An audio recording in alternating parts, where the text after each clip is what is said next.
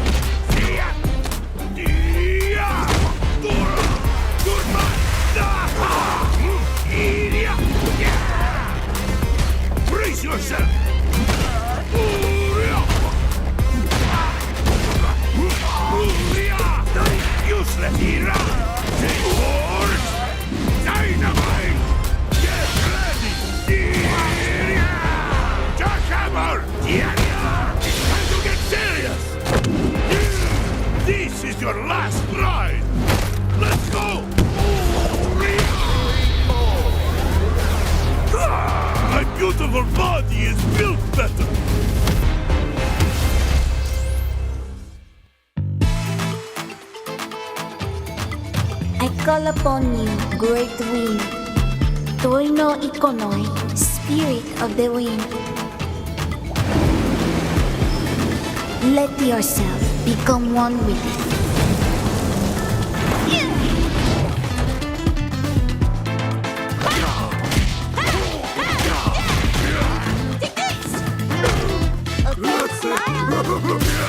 Good stuff. Wings together. Go. Here we go. A jump. Just for you.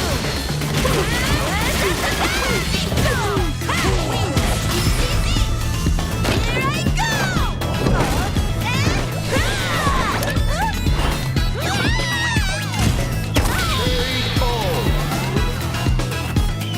The voice of the spirit, only I can hear it.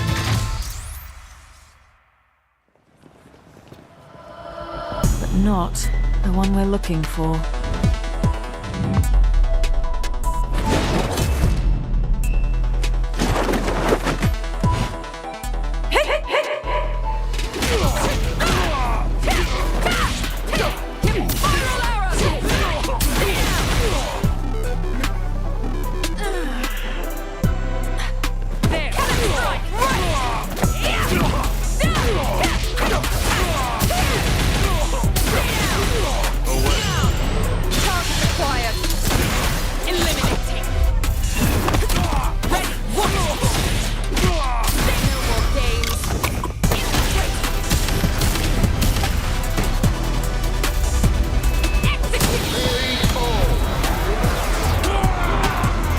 Another mission awaits.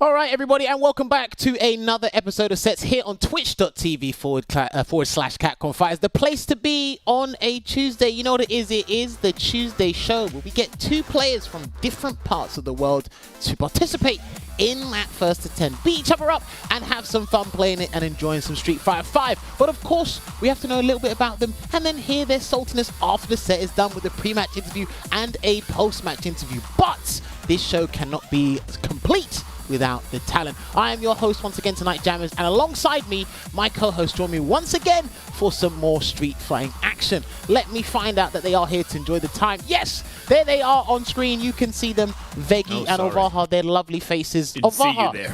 Of course you didn't see me, but I see you. How you doing tonight? Talk to me.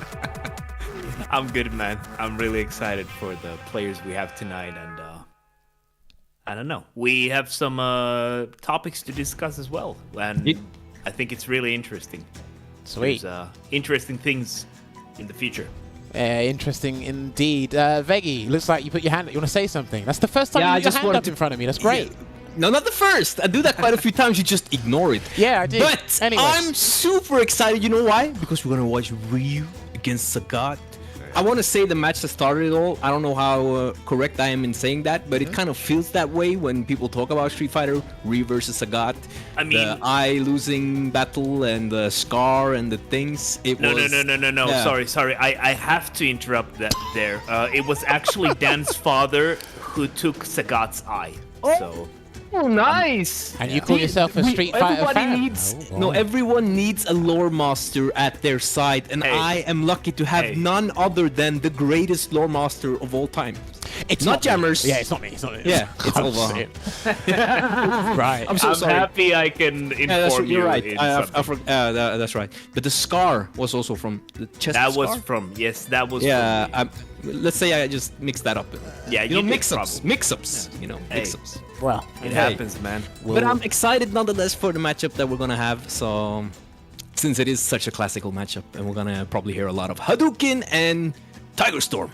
well, we'll see. Listen, it might be Tiger Tatsumaki. Yeah. Who knows? But yes, we've alluded to it. You've seen it on Capcom 5. Richard, show the fight card so the people know what is up today. Ladies and gentlemen, this is what's happening tonight. It's a classic matchup, a tale as old as time. But the faces we've seen, I've only seen them in the SF5 generation. However, they could have played fine games before that. On the left, we're going to have a strong Sagat player from the UK in djSonnyB going up against Murshid. Now, he was in the regional final for the World Warrior in Germany, the one that Jimmy won to qualify for the Cup. This guy, he caused Jimmy quite a number of problems for a few years, and his Ryu has definitely improved substantially over the years. Sagat versus Ryu, it's going to be an interesting one. We'll get to the matchup very soon, but before we do that, let me go through the runner show with you guys once again. I've got to make sure I get all the mundane things out of the way first. I love it they put Ed there, because there's 3 things and we go 1, 2, 3. Anyway, we're going to do Street Fighter news first, and boy, have we got some news for you. We're going to be doing that now. We're going to be discussing that momentarily, and then after that, we're going to get the players in for the player interview. They are in the green room right now. They are waiting. And then we're going to talk to them about their thoughts and, you know, their final thoughts as well for Street Fighter 5. And then we'll ask them some Street Fighter 6 questions throughout the show. And then if you want to come back just for the games alone, I know what you people are like. And you guys are going to be even worse when Street Fighter 6 comes out. Because when you see Capcom 5 coming, you're like, where's the game? Where is it? Well, guess what? Come back in about 37 minutes. And the game will be with you. It will be the first 10 exhibition for Ryu and Sagat. I'm pretty sure everyone likes that. That's a matchup that you seldom see, and we will have that for you here on the show. And this is what you can only find exclusive rights to the sets show. So, now, gentlemen, the first thing we've got to do, it was announced last week. There was something, it's down there, we're alluding to it. We're going to have a huge rapper, celebrity, doing a showcase for you guys on April 20th. That is right. Lil Wayne has graced us with his presence, and he's going to be doing a fantastic showcase. Fingers crossed we get news that we want to hear. It's going to be fun anyway, because it's going to be for Street. Do me a solid, and he might just make sure he does another Carter album, just makes it specifically for Street Fighter 6. Maybe he might be an in-game commentator. How wild would that be? By the way, can I give to a me. little bit of an interesting lore thingy here? Little thingy, I go don't for it, know. please. Yeah, so I don't know if you guys, but also like the people watching, I don't know who is aware of this, but back in the day there was a series of Drake versus Lil Wayne concerts that were Street Fighter themed. And there was like promotional art in the Street Fighter 4 art style for it, and they had people using this app on their phones to give them energy during the show. Okay. And they, Okay. yeah, and they like, I think they had the ability to kind of give the Drake and Lil Wayne the songs that they're gonna perform.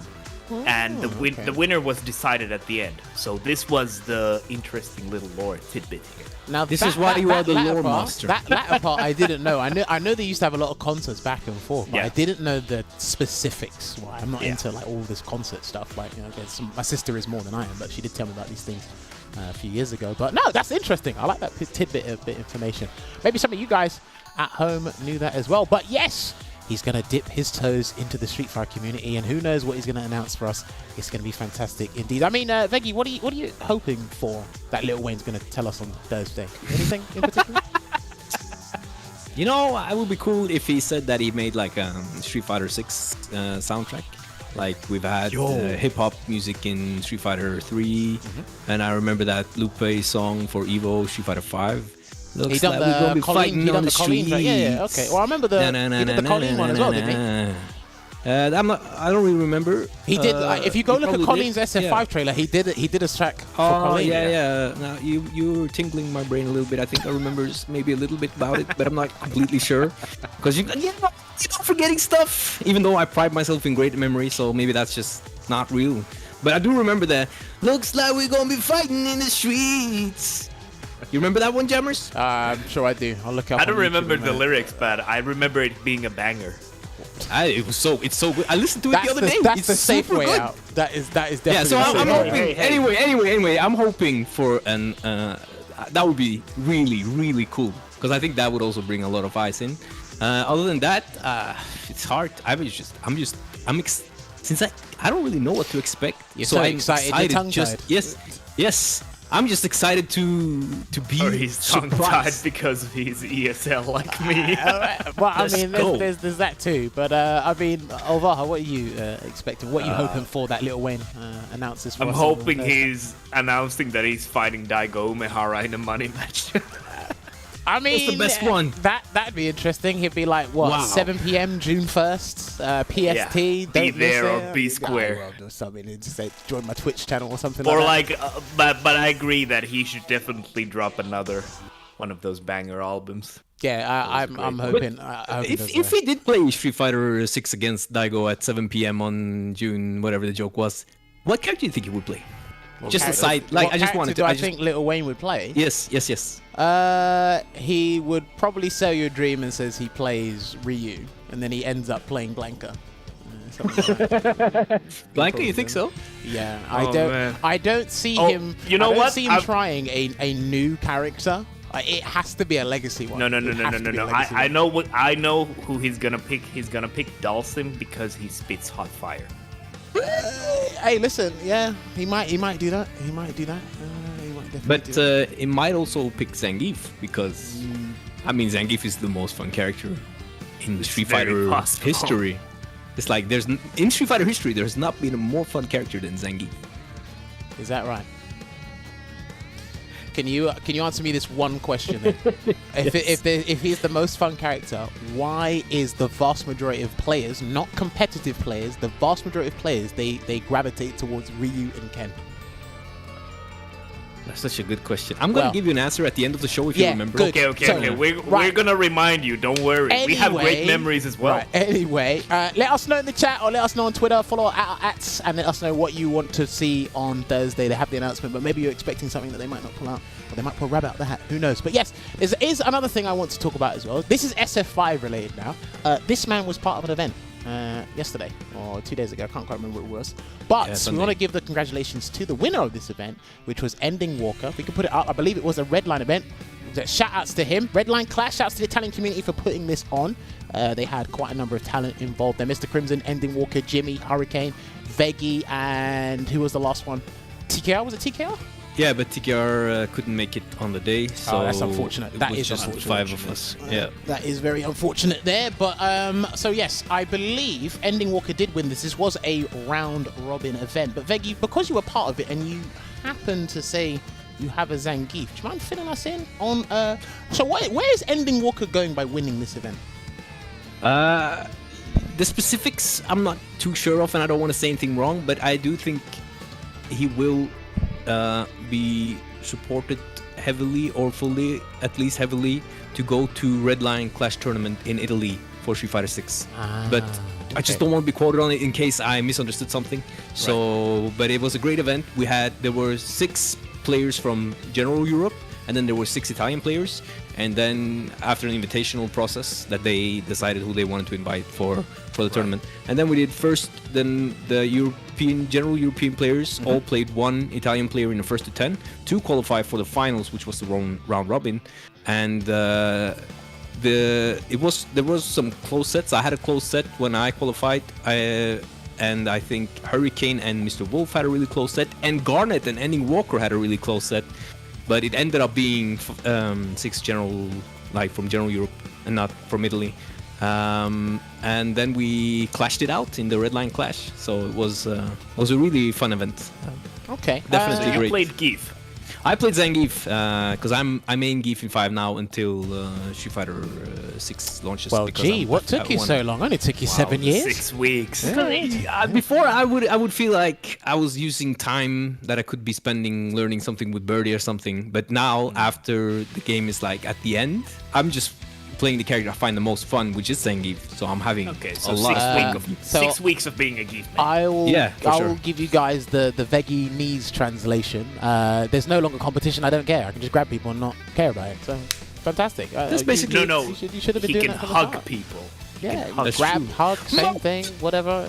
Good time. Let me ask you this then, Veggey, because you're part of that event. Yes. The build-up, the kind of transition, not transition, kind of the progression of the event, how they built up to the final point to then lead to the offline event. Do you think more events should do that, or do you I think feel it should like just they're be- actually I feel like they're doing something that you see in like other esports, like Counter-Strike, something like that, where they have like these long processes to get to a qualification, to get to a tournament. Now I do think that the Red Line Fight tournament is open, but the way they're doing it is kind of similar to those other esports titles, which I find really it's cool. It's like you're part of this thing that lasts for a long time, and it's like, what's happening this week? Oh, this week it's Jimmy versus Sotolongo.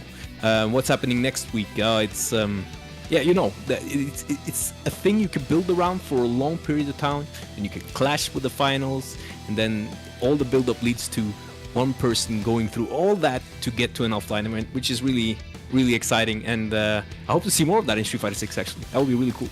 Okay. Obviously, when the game drops, I believe everyone's got their plans. So whether or not, you know what?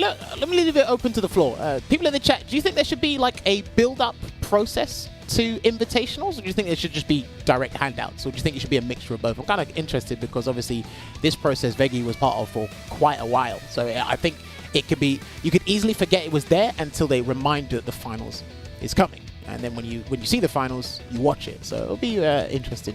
Tit for tat there. So right, okay, we are short on time, so I do want to get our guests in because they are in the green room waiting, and I do want to talk to them about a couple of things. So if we can get SonnyB and Murshid to unmute their microphone so we can start talking to them, because this will be interesting. A couple of questions I want to ask the gentlemen regarding their characters, and then let's have a good time with that. So let me find out, do we have SonnyB and Murshid? Can you guys hear me loud and clear? Yeah, all good, all good. There we go. There's SonnyB. Yeah. Hey, there we Hear go. you, clear. Perfect. All right, gentlemen, thank you so much for taking time out of your day to come on the show and join us here. So this first part of the show that includes you guys is the pre-match interview. Get to know a little bit about yourselves a bit more before we get some blood boiling, before we throw some fireballs and hit people with Tatsumakis and tiger knees. Can't wait for that. We're going to get a lot of parries and fireballs, I think, in this matchup. Don't worry. I cannot wait. And it's going to be, hopefully it will be a long one. But yeah, no, one of the first questions, or the first question I ask our guests when they do jump on the show is the origins of their names. djSonnyB and Murshid. So we'll start with SonnyB. Where does djSonnyB come from? Tell me. I mean, it's kind of straightforward, and probably most people can work it out. It is literally my name. It's just my surname ends with a B. My first name is Sonny, and I'm a DJ, and that's just it. I did go by other things in the past. Street Fighter 4 days. Also, my Xbox gamer tag was Dark Hotshot, I think, and I had that from the original Xbox days. So I made that when I was about 10 or 11, I think, and I just kept it on the 360 and going from there. I've used other things like Bizzle and stuff like that. But I just thought, because my Instagram and everything else, all my social media is just djSonnyB, I just, you know what, let me just use it on Street Fighter 5 and Twitch and everything else, and just have one name across all the platforms. And yeah, that's been it for me, really. Well, listen, simple sometimes is better. It makes it easier for people to find you, and unless someone's taken your name, I hope someone hasn't taken your name. You've got to do some weird ass _XX00 nonsense somewhere on social media, because I always hate that part about things. But no, I like that. Even if it's straightforward, I like those simple origin stories. Murshid, what about you? Where does the name Murshid come from? Yeah, I guess it's the same as SonnyB said. It's my surname, as some people figure out, I just used to have some other names. For example, Dr. Riotech or Riodan, and then I just say just fuck it and Wait, hold on. All those accounts were you. Yeah, it's a long story. So maybe we can talk about it later or in. I mean, wait. So well. are you Yeah. telling me that you took up 6 of maybe the 8 Ryu players that were populating Germany? Is that you? Exactly. Yeah, I just as I said, it's a long story, and yeah, until I just figured out, let me just put my That's surname, insane. and that's it. That's insane. I feel like you've confessed something that should have been confessed in the first year of Street Fighter. I've had to wait 7 years for this confession. You know, I always wondered why there were so many Ryu in players Germany. from Germany. And they were all good. Exactly. Yeah. Why Yeah. did they all play the same? You know what? That explains a lot. No, it legit. No, that explains so much now. It's like, hang on a minute. No wonder some all of you makes German sense players now. couldn't answer. No, okay. Man, that's smart. Anyway, he took the smug route from SS4 when he did it with Dudley. That's interesting. We might ask you about that. We might come back to that. We definitely might come back to that. But right now, SonnyB, I've got to ask you this, right? What made you want to pick Sagat in this game, and what motivated you to get good with him? Well, the thing is, obviously, as I mentioned, I was an Xbox man, so and obviously I dipped in and out of PC. But when Street Fighter 5 came out, I didn't have a PlayStation, so I was still playing Street Fighter 4 for the first few years, while Street Fighter 5 was out, and I only jumped on Street Fighter 5 in late 2020. What? So yeah, you're another one. Okay. Yeah, basically. So I've literally late 2020 is when I built my new PC, and then I was like, oh, okay, well, I haven't even played Street Fighter 5 properly, so let me download it and see what it's saying. And then I was like, okay, well, I used Sagat a lot in Street Fighter 4. He was good. And then obviously I came to a very quick, conclusion that he's not that good in this game. So I was just like, oh well, I'm just going to stick with it now. And then I wanted to get better, and I just sort of carried on with it. Oh my god, this is plat footage going on the screen. Okay. I'm kind of interested as to where our producer or production team found this, because that name That's on my the YouTube. right, That's my YouTube. That name on the right is very interesting. If you're from different parts of the world, I can tell you who that is. I'd rather you didn't, but Okay. well, you can tell me off camera. We can relish on the name, but yeah, please, sorry, continue. Yeah, but basically, obviously, I've always enjoyed Sagat because I've been playing Street Fighter since I was 3 years old. My grandparents bought me Street Fighter 2 Hyper Fighting on the Super Nintendo. So 1993, I've been playing, and I used Sagat in that game. So I've been throwing Tiger shots since I was 3.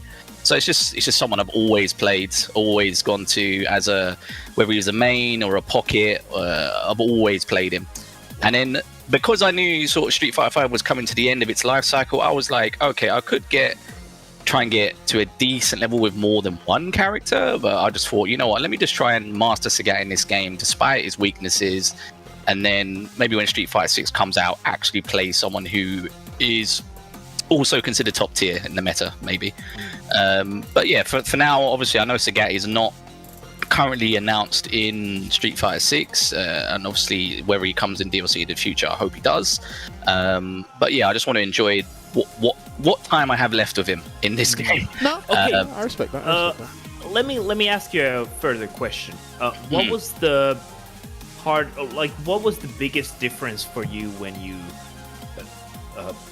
stopped playing Street Fighter 4 Sagat and transitioned into Street Fighter 5 Sagat? What's the biggest difference, or what was the biggest challenge? Well, I felt like I was still playing Street Fighter 4 and everyone else was playing this new game. Okay, yeah. Because it's like, obviously, he didn't have good walk speed in Street Fighter 4, but obviously you could FADC cancel, you could trade with uppercuts, you could do all these other things, and he felt a lot more potent and lethal in Street Fighter 4. Like, you could convert off of a lot of things, and obviously he still has some of those options in this game, but like half the cast in this game have a way around fireballs, and as soon as you take away Sagat's fireballs, it's just like, well, I've now got no rush down. I don't get any Oki off DPs. I've just got to kind of hopefully walk in and hope they whiff something, and it's, you know, poke them to death. It's just, yeah, sometimes he feels good, sometimes he feels like he's handicapped in this game compared to Street Fighter 4. Like Street Fighter 4, it didn't feel like he was handicapped that much. I get it. I think, yeah, because in Street Fighter 4 he had the focus attack as well. He had the rush. I feel like he had a little bit of a rush down with the tiger knees on block. Yeah. Stand light. Yeah. And it had armor break as well on his tiger knee as well. Yeah.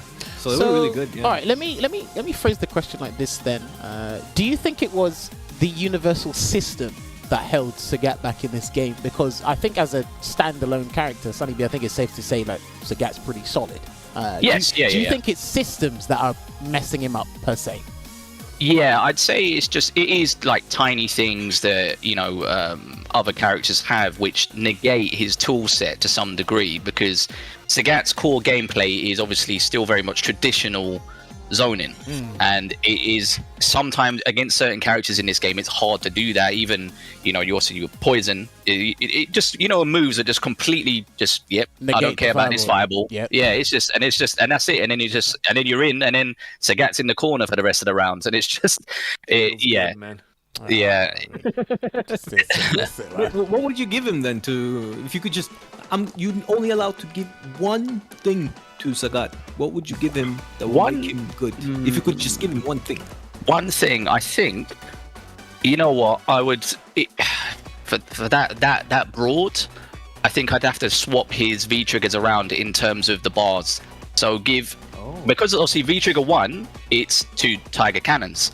Make it a 2-bar V trigger. Okay. So if you can get it twice in one round, that changes things up quite a bit. Yeah. Let me throw this in there, because I thought about this a couple of weeks ago. I think I know how to change Sagat that'll make it easier.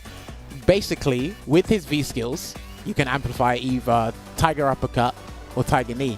Why don't you just swap the Tiger Knee for amplify the Tiger Shot, so he gets a meterless 2-hitting fireball? That will change. That as well. That would be good. That will change a lot of stuff. Yes, he can still trade or like still get beaten, but there'll be some matchups where he powers out the fireball, throws out the slow one. They've got to think about it. And that's the thing. Matchups against like Chun-Li, obviously likes to throw a fireball, walk in and poke. That would stop that straight away. That would stop Guile's V skill. Birdie, bloody Veggey, reacting with bullhorn on reaction. You know, that would stop those kind of things straight away. That would actually help Sagat a lot. Okay, no, there's a lot of things that could have been done, but obviously there are no takebacks, unfortunately. Yes, it is what it is. We move indeed. Right, you know what? Let's move on to Murshid, because I don't want to leave Murshid out. So Murshid, let me ask you this, because I know you caused MDZ Jimmy problems. Like, there's been videos dedicated to you, because like, who is this Ryu player that's beat me up? And I thoroughly enjoyed those videos, watching them. What's your opinion on Ryu? Is Ryu a good character to you, or is he lacking in a lot of areas, do you feel? As everyone knows, that Ryu is a decent character, so he can be very good against players characters who can play a neutral game. But regarding the other characters, for example, with the long hitbox, so Poison, for example, or let me say Minat, he lacks a lot of things that he cannot, for example, get in easily. So that's why Ryu is really good, especially after the latest buffs, but he still have a lot of problems against those characters. Okay, so let me ask you this. Why did you not decide to pick up like a pocket Balrog and annoy everybody? Wouldn't that have solved your problems? Like, I think Ryu and Balrog would have been a good combination for someone like yourself, Murshid. Was there any reason why were you too dedicated to Ryu? Actually, I'm a loyal person, so when I picked Ryu, because you stick to the one character. Yeah, I don't care actually losing, because I'm just playing for fun. But the thing is that when I picked Ryu, I just picked him because This is actually the first Street Fighter version that I'm actually playing in online fashion, because I just played the first version of Street Fighter when I was a kid, and after that I just stopped playing any games, focusing on study or something like that. But then I just realized that okay, I'm ahead of the game. So I need to go back and start playing. I just started playing about 5 years ago. But when I just started playing, I didn't play in a competitive way, just for having fun with my online friends. But then after that, I just say to myself, okay, let me just focus a little bit on the competitive play. But still, the focus was not actually enough, because I was just playing while I was studying, and then after that, after the study, I started walking. So the focus was not actually 100%. Yeah. Exactly. And when someone does not know especially the online game should not be played on Wi-Fi or something like that. I didn't actually had the idea everything about that. You just wanted to enjoy the game. Yeah, you just wanted to have fun. Yeah, exactly. Yeah. After that, I was just playing. I saw myself ranking up, but after ranking up, getting into, for example, master or grandmaster, I didn't see that my level is getting better, something like that. I didn't actually know why or what is the reason behind that, because it's just a lack of knowledge, something like this. I mean, look, you acquire knowledge over time. I can tell you why you're ranking up. Your fireballs were hitting people, and you got your uppercuts on point. Ryu's got a simple gameplay. Yeah, I was just jumping, something like that, because when someone is playing on PlayStation framework, he just likes a lot of frames, which at the beginning I didn't know that that was a problem. That makes me a little bit nervous when playing with other online players, especially when they have a PC environment. Okay. So so after 2 or 3 or 4 accounts, reaching them to Grandmaster, I just started realizing that the time needs to come to switch to a PC. And then start a game in a normal manner. And look how far it's brought you. You got Ultimate Grandmaster. You worked your way up. I'd say it's safe to say you are definitely one of the strongest players. No, exactly. The thing is that when I'm in a Grandmaster level, I just say to myself, no, I'm not in Grandmaster because my level is not that good. I can be beaten by somebody, for example, a Diamond or Super Diamond easily. Yeah. But the problem with that is not with the with my style, but with the stress that I'm having while I'm playing. Okay. It's because of the PlayStation network environment against the other. So after I think last year I just switched to PC and just say, okay, let me create a new one, and I swear that I'm not gonna change to another new account and then start playing. So after reaching the Grandmaster, I just feel that okay, now I feel that I can go farther, because you just feel it. So you were basically more relaxed. Exactly. Yeah. Okay. That's important. You played more naturally. Well, that's fair. I mean, that's exactly. Great. Yes. To me, it sounds like that anyway. So when you stop jumping, you feel that okay, you are playing the neutral game. No, that's great. I actually have a really quick question for you, Murshid. Have you participated in any offline events, or have you just played online? No, I'm not actually. I can't actually. I don't have actually the time to go for offline events. The only time that I have just for online, when I have time, yeah. Yeah, Okay. that's reasonable. But I feel like I need to ask, since I asked djSonnyB, I need to ask Murshid as well. What if you could just give one thing to Ryu at this point? Because he's gotten a lot, but it's not enough. What would you give him to make him like a really, really, really, really good character? 13. I really just have to give Ryu any special move that does not is not punishable. Yeah, it's fine. Any special move that's not punishable. Just space is fireable. Oh, you yeah, mean like- his light fireball was fine. mean No, like a dash I don't. straight? I don't mean that fireballs. For example, yeah, no. Give Ryu So- electricity. I mean, yeah. Wait, hold on. When you activate V-Trigger 1, isn't your fireball safe? Yeah, but I don't actually play V-Trigger 1. He's a V-Trigger 2, man. Oh, then that's your own fault. That's your own wow. choice. No, that's your own choice. I Yeah. can't help you there. I mean, Yeah. if you spend bar, EX Fireball safe on block, that's not punishable. Or do you mean? Do you sorry? mean like a EX Fireball? I think he means like Tatsu, obviously. I don't think any of his Tatsu. the Wait, EX so- fireball. So, so- you have to spend a bar to Yeah, be and safe. I think no? that's fair. You're gonna walk into a game, Street Fighter 6, where you got to spend bar to do anything. So, Okay. I don't know. I mean, It's fair, you know? Sagat has to spend a meter to get Oki Machine, so just be grateful for what you got, man. Yeah, don't talk about Sagat, Sonny. Please. Right. let me understand this. Are you, Murshid, are you saying you'd like any of Ryu's meterless moves now? So like light Tatsu, light donkey kick, whatever. You want one of them to be safe from punishment, or maybe like a -4 or something like that. Is that what you're talking about? Exactly. That's what I was hoping, you know. Wow. Well, You can hope. yeah, I think you can continue.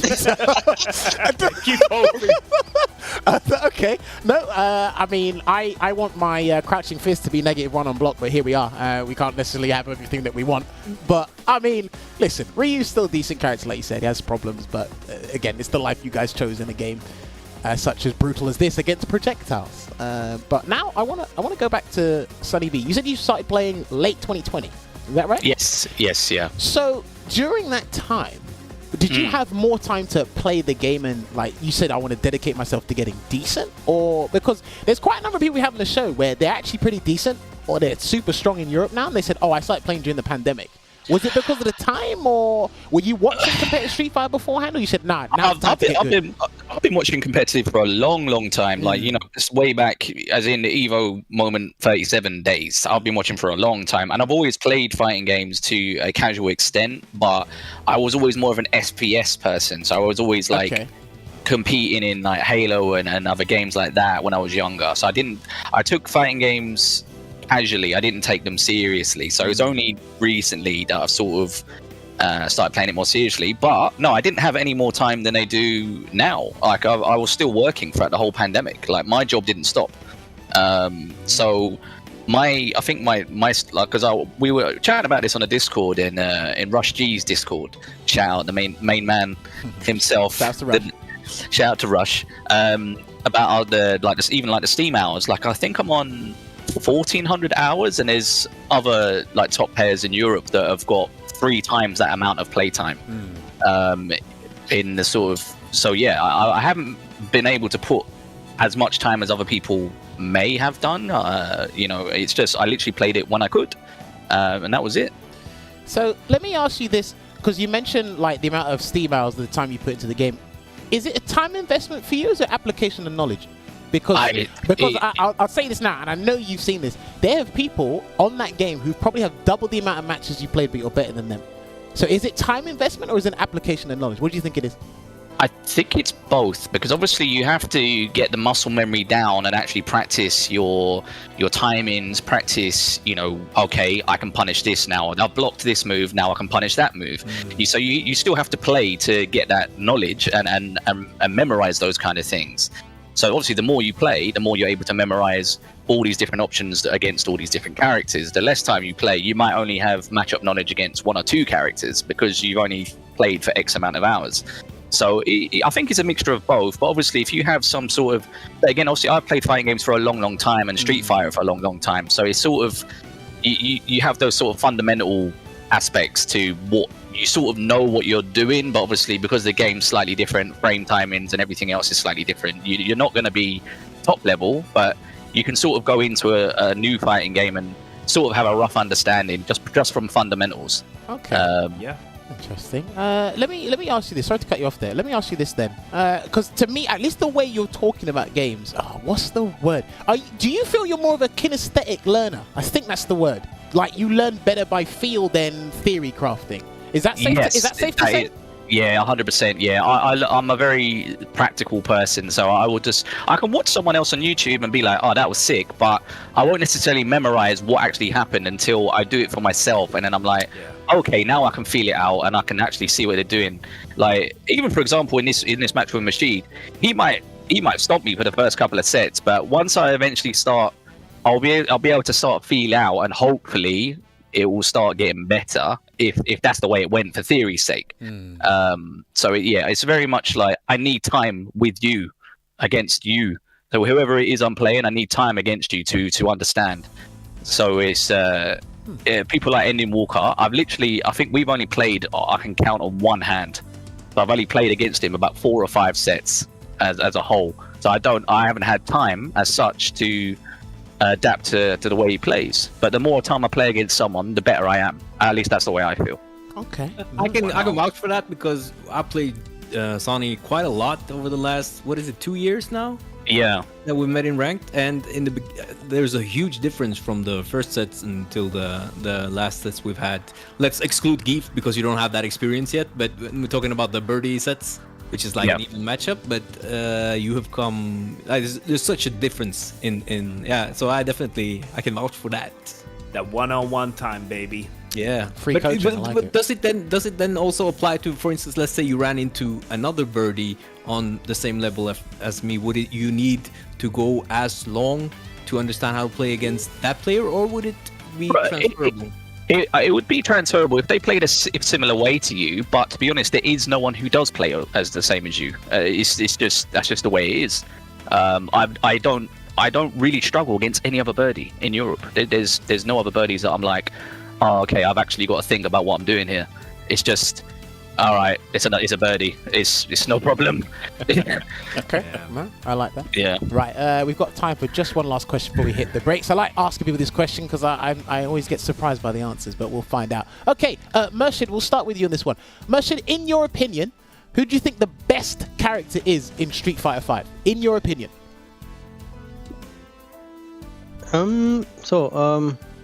It's actually hard question, but as I say, the hard, it depends on also the other player who also which character he plays. So if I'm asking you, who do you think the best character? Who's the most dominant force in Street Fighter V? It's not really. No.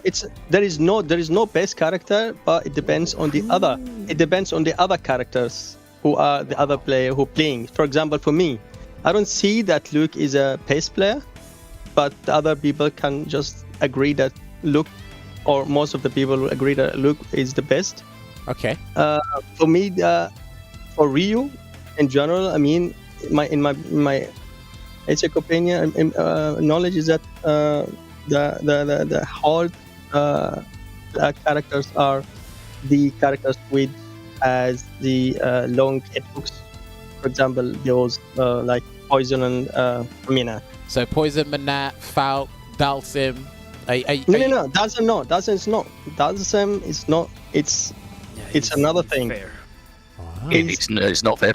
I don't think Dalsim is very difficult compared to Poison and Minat. So are you right? Let me understand this. I need to because I'm on the same wavelength as you. Are you saying Poison and Minat are the best in the game because Ryu can't beat them? It's not the best, as I said. It depends on the character the other person is playing. Yes. So you mean like there is no best character? There is no best character. It just for every character there is a best character. No, I love this answer because no one's ever actually said this answer. Yeah, that's philosophical. That is philosophical. Yeah, very like. Interesting so approach. For Ryu, the best characters are Minato and... That was such a Ryu answer. the by the way, hard but- matchup characters. Yeah. Exactly. Massive brains. But Massive. for someone else... Because you know why? Because you know why Talk to Ryo me. needs to get in order to get the damage. Yeah. So if he cannot get in, so this is the problem with Ryu. Okay. So and that equates to there is no best character in the game. In general, no, there is no best character. Damn. In my honest opinion. I'm actually going to stay out until like 4 a.m. thinking about there's actually no best character. I think it's 45 characters. no, That's a big brain answer. Yeah, I think that's so. I interesting. like it. Sunny B, surely there's a Absolutely. best character in the game to Sunny B. I mean, that's thrown me off now. I had an answer ready. I was just like, yeah, but now I'm just like, boy, I need to think. Because similar to what Murshid's saying, I don't struggle with Luke at all. Okay. Like Luke's like I think my win rate against Luke's is like 65% over. So all my games, the only Luke who is ever given me proper trouble is Phenom. Okay. That's it. The only Luke in the EU that's ever given me proper trouble is Phenom. So are you basing your philosophy on the best character as to who you lose to the most? That's what I feel I'm getting from the both of you. Yeah, well, the thing is, obviously, that's not. We all know that's not strictly true because obviously you could use the Geef all the time, but he's definitely not the best. Yeah, right, exactly. So if I go for all rounds, who's got the most versatile toolkit and is the easiest? I mean, it's got to be Luke, man. It's got to be Luke in the current meta. It's just he's too similar to every other Shoto, but then he just does things better than every other Shoto in that regard. Obviously, if you're playing against me as Luke, then I'm gonna zone you out. I don't care who you are. But if it's on the whole the character, because I'm pretty sure. Well, the CPT winner. I mean, no, maybe some people were expecting me to say Ed, but I don't think Ed is the best. I was thinking Dalsim was gonna be brought up by one of you. I think we've only had one person say Ed. Everyone else has not said Ed. Sim is pure. There's too many words that I can't say on a public stream for Sagat because it is the worst matchup, and yeah, it's just horrible. Is Dog there are worse? things. Sagat against who? Well, Sagat against Dalsim. Yeah, Sagat against Dalsim. Okay. Yeah, it's awful. It is an awful matchup. I mean, you don't get me wrong. You can win sometimes, but you have to play very unorthodox and very much like. Unfortunately, you have to play quite random. You can't use a game plan against Sim as Sagat. It just doesn't. If you try and use a specific style against Sim, he's just gonna his pokes are gonna beat yours. The instant overhead. If you're trying to block his mix-ups, you're gonna get. It's just silly. The only thing you can sort of do is DP the teleport mix-ups. A lot of players do. They'll throw the Yoga Fire, try and teleport behind you for the mix-up. You can DP that on reaction, and there's little things you can do, but yeah, it's not good. But as far as an overall best character, I'm just gonna say Luke. To be honest. Interesting. So we got one Luke vote and one vote that said above all else there is no best character. It's fantastic. There's 45 of them. It's great. It. Okay, right, ladies and gentlemen, we are going to be that's fantastic. We'll ascend on time as well. So we're going to take a short break. When we come back, we're going to get everything set up for what you guys have been waiting for. We're going to get djSonnyB and Murshid in this lobby for this first 10. So grab your snacks, get your drinks, stay hydrated, and we'll be back with you in about 5 minutes.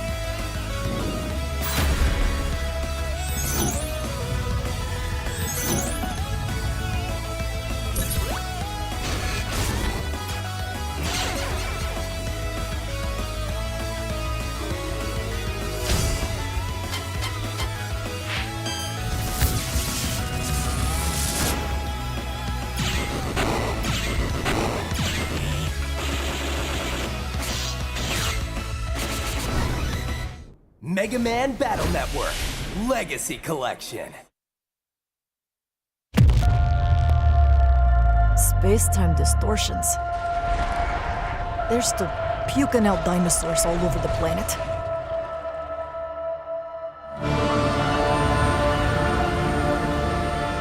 So, Bikitoa Island's been sealed up for 3 years, and Ibius won't own up to Leviathan's malfunction? Can you address the reports of exofighter patrols on the island? Reports of exofighter patrols are simply untrue. IBS is committing all possible resources to the investigation. Exercise results logged. Sunsetting temporal instance. Come on back. Drinks on me. There are hundreds of exofighters running around out there. Everyone's armed, and nobody knows what'll happen next. 1 minute, they could be helping you. The next minute, they're shooting you in the back.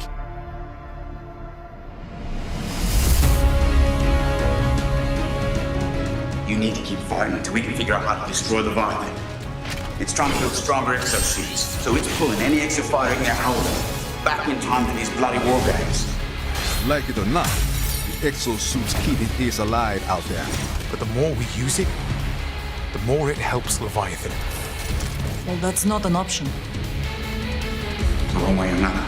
Valued team members, prepare for dimensional integration in 10 minutes. You stay alive, man. Only you.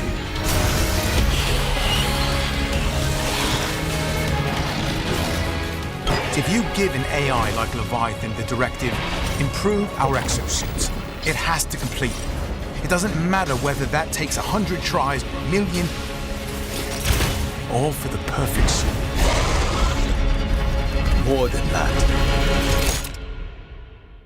But at least do me the courtesy of looking me in the face whilst you do it.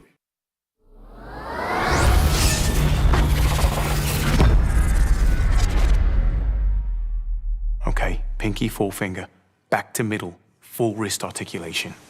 Then we do it in reverse. Begin.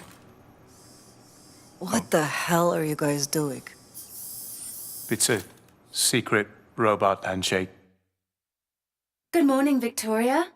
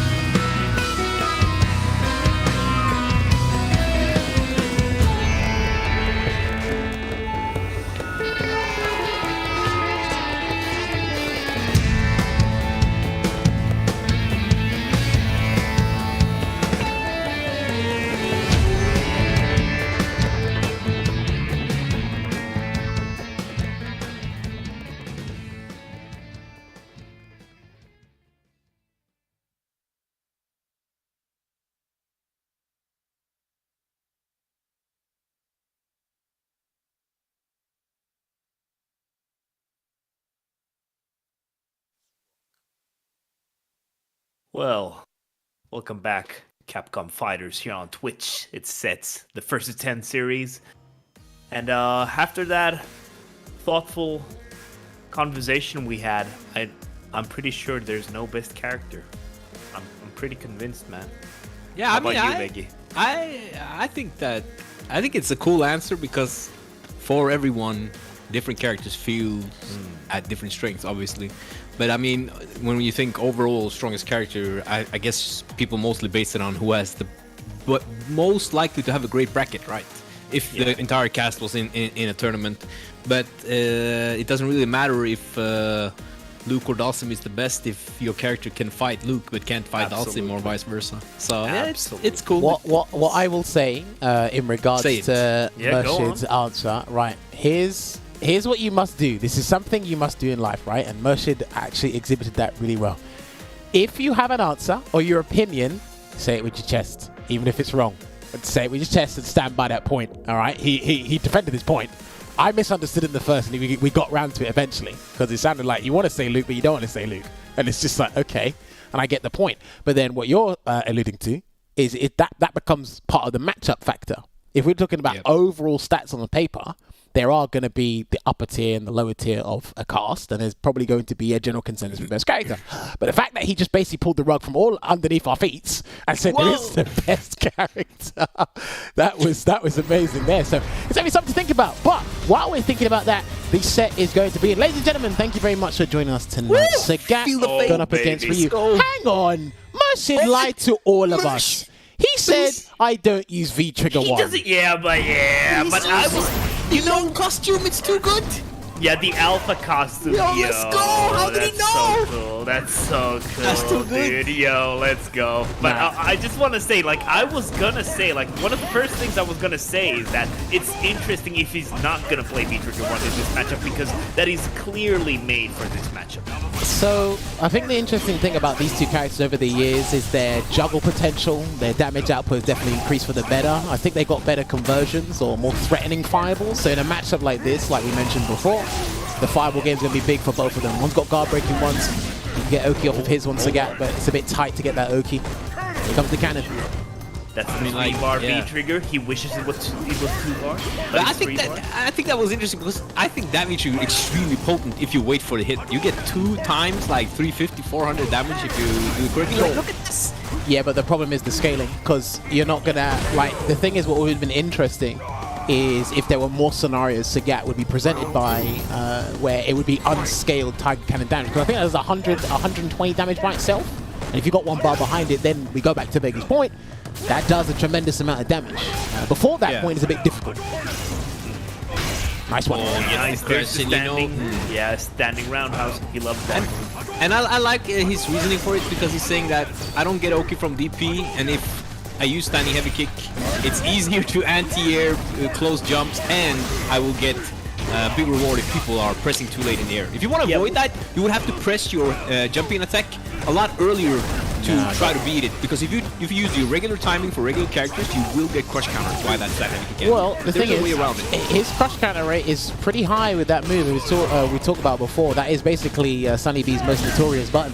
Gonna activate the Tiger Cannon here. Good block on the overhead. He might. He could have cancelled the. He's gonna lose the round. He could have done late. Yeah, but now he actually lost the round. Unfortunately. I think if he did liking into EX Tiger Shot and then cancel into the cannon, he could have got out of the corner. Because I think that's one of my favorite changes for Sagat, where he could do EX Tiger Shot into the cannon like quickly. Yeah, that's really nice. You get some really sick juggle with it. Like, just like you said, Jammerz. Like, both of these characters have some great juggling in these specific situations. Nice frame trap there into the amplified Tiger Uppercut. I don't think SonnyB's going to get time to charge that up again. Not quite in the reach of the jumping roundhouse. V-shift. I would have done V-break there. It would have saved him bar, and he would have got a knockdown as well, but hopefully he doesn't live to regret that, not having that bar. I win for the long run. Yeah, now he has to hold it though because the V-Trigger is very potent against Sagat. Is he going to throw him? No, he tried to bait and throw instead. Neutral jump, but there's no DP, no stand heavy can't. You're not ready for the neutral jump, Shimpy. And here we have that V-Trigger. Yeah, but no one really knows when to. No, I feel like that's such a knowledge check. I feel like you press it, you get hit. Nah, I'm pretty sure Sagat's stand light kick is long enough It's a 5-frame normal. It should counter that light kick. Nice heavy kick though. Now he's got to do is activate and wait full screen. The advantage. All he's got to do is wait. Chip. Yeah, tried to go for the max range overhead. Oh, just decides to use it. Oh, that hit. And Murshid is going to dominate the fireball game for a while, but he decides not to. Double dashes and gets the crouching medium kick. djSonnyB caught completely off guard. Already committed to his fire. Man, that's sick. I think what's going to be interesting in this matchup, maybe throughout, if we do get a 10-9 or throughout the set entirely, is when someone gets a light fireball, the slowest moving fireball on screen, on a knockdown, and then they run behind it. I think that's going to be a big factor for either. And we saw Murshid do that there. SonnyB maybe presented with a couple opportunities to do that as well. But the problem is, SonnyB, like you said, it takes him time to get into the rhythm, the flow of things, to get comfortable in this set. He may get caught off guard by doing bad habit Tiger shots instead of thinking about when he can do them. I mean, I think Sagat and like SonnyB did talk about like how he needs time to get adjusted, but also his character needs time to get adjusted if he's playing this V-trigger, because Ryu will almost always have his V-trigger before, because it's 2 bars naturally. Stand medium kick poke. I'll tell you what, I think SonnyB's best buttons are stand medium kick and hard kick. Speak of the devil. Yeah, for sure. I think that's I think that's really cool because Sagat is like Muay Thai, right? Yeah, Muay Thai. Kickboxing. Yeah, so it's really fitting that his 2 kicks are like the most prominent buttons that he uses in the neutral. Yeah, absolutely. Couldn't get the cancel. He missed his target combo. That was unfortunate there for Murshid. No activation though. Just tries to bulldog his way in. See, and at that point, it would have been good to do a Tiger Uppercut anti-air, but we know his thoughts on that. It gets caught by the that's kind of the problem when you get too used to using a normal anti-air and it's not that quick, and you get in those scenarios where if you were used to using a DP, you would have had would have been more versatile. Yeah, absolutely. I think that's more on... Oh, nice jump in there from Murshid again. Going to get the ear donkey kick straight in the corner. Wake up button. I'll tell you what, SonnyB, he's doing either jab, V-shift, throw tech, or uppercut. And have you also seen the delay wake up stand light kick that a lot of Sagats do? No. For some reason, it works a lot of the time where they do like... you will see it. I'm sure you will see it in the set at some point. I'm going to pay attention to that extra hard now. Sure, you can to break momentum. There it is. Sweep activate. And he's not going to have trigger yet. Damn! Wow! Telling us I definitely have DPs if I need them. Do you know what? That might... Man, that's sick. He's proving us wrong.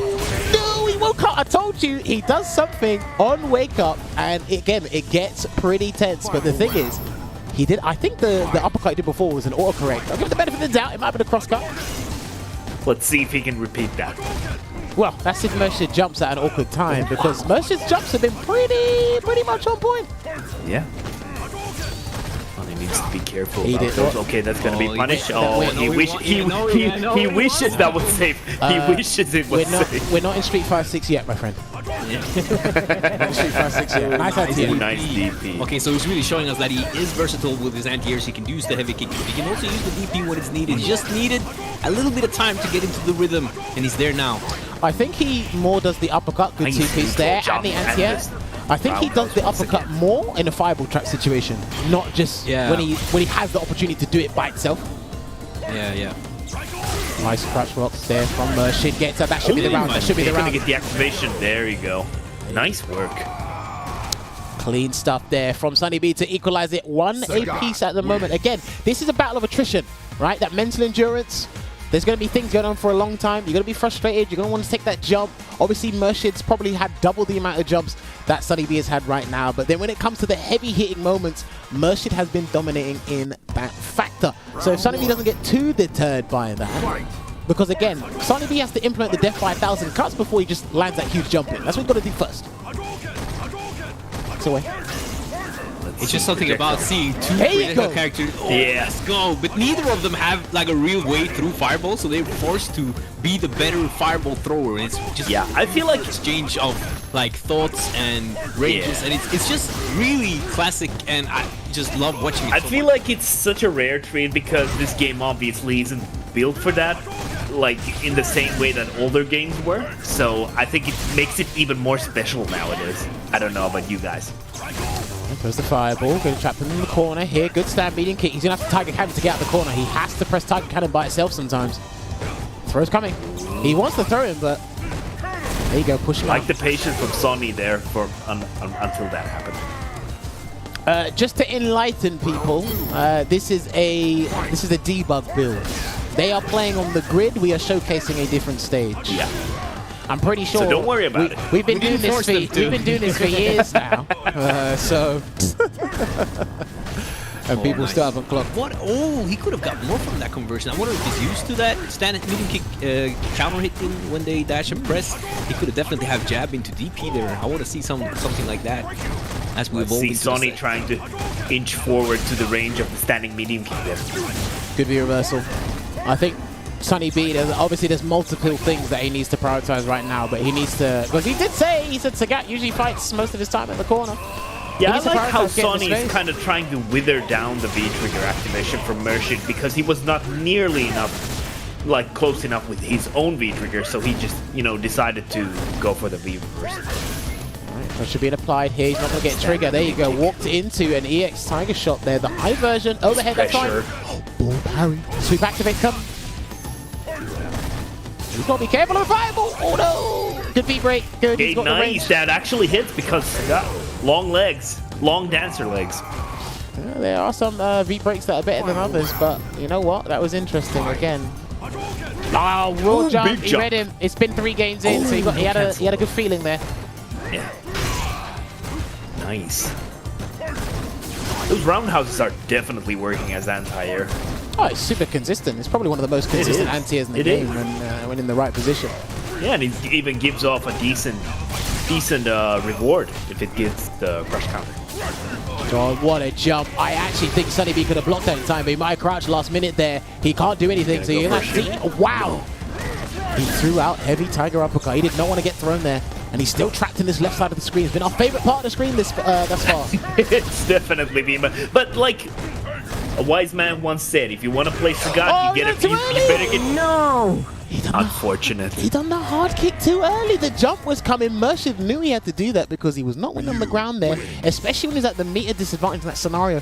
But luck paid the favor. I wonder if he's actually exhausted his luck. But did he also press the jump heavy kick a lot earlier there, Murshid, than he had done? No, I think he pressed it at regular timing. Early. I think djSonnyB pressed hard kick too early. I legit think djSonnyB pressed it too early. His reactions are just too good. We come down back to the situation where, like, if you would go for DP more often, it would be more beneficial. That's true, but I mean, at that point he was so ready that he could definitely have gotten a crush had he waited a little bit longer. But I understand his thinking because he really likes this kind of anti-air to get that damage. It's just a question of, I think if you're potent at switching both, nice. He's showing us right now, perfect timing for that. Again, what situation did we say? Was it was a fireball trap, right? So yeah, that's true. That's a good point. Oh, we're going back to the corner. I think, do you know what? It kind of reminds me, very reminiscent of Dominion. He'll fight from the corner. Kawana did an Evo last year. He said, if I don't really know the matchup, I'll just fight from the corner, then we'll work from there. Yeah, I definitely think the good Sagat players have the attitude where you need to be able to fight from the corner because this character can get kind of bullied into the corner. Well, the thing is, I think people in general should have been learning to fight from the corner because you can get put in the corner so easily, and it's probably going to be even worse. It's one of the worst places to be in this game. No, it is the worst place. I want to highlight, there's one great benefit from being in the corner is that you can block standing while not moving, and it's a lot, like, I know you're not beneficial in the corner, but that thing is really nice. The way you can block while standing and not move in the corner is, for some characters, really strong. It's with the frame trap with the Tiger Knee, and it goes back to the full screen, throwing those fireballs, and that's what we're talking about. He didn't even get the charge because it was cancelled at the late frame. Hold on a minute, yeah, again, now we go back. EX Hadouken coming through right now. Murshid trying to close the gap here, gets a clean heavy Shoryuken. Did he make some extra damage with the V-trigger? Told you, see, stand like it cancels it. Yeah, he doesn't need to deal with that. Yeah, so he's ready now. He might not be too familiar, just not remembered. But I do think he's adjusting, like he said. Yeah, we're going to see at some point that full charge fireball. Because Murshid is like baiting it a little bit, like showing testing the waters. Testing it slightly longer, He keeps missing his Kara cancel. Yeah, I think that's the third time I've seen djSonnyB miss his Kara cancel. That's going to be DP. Oh, I thought he was going to DP through that. He could have done that. Maybe, yeah, with the EX DP, right? No, heavy DP would have done it. Oh, even heavy DP goes through fireballs. Does it? I think so. Isn't it strike and projectile? A fireball though. Sagat wins. Let me see this. Let me see if heavy. I'm pretty sure his heavy DP can go through that. But anyway, it's 2 apiece right now. That looked like Murshid was going to get that game, but it's 2 apiece. Let me double check that heavy DP can go through fireballs. I'm pretty sure it can. Right, they've gone back to It can. select, so he might be going to EX could at V2. least. 100%. It can. Well, no, I think heavy DP has more range than EX DP. Ah, but if it does. If it's in V trigger, I'm not sure about the ranges. Let me double check. Heavy Shoryuken, where are you? Heavy Shoryuken. From frame 3 to 6, attack and projectile invincible. Yeah, he could have done that. Heavy DP. Yes.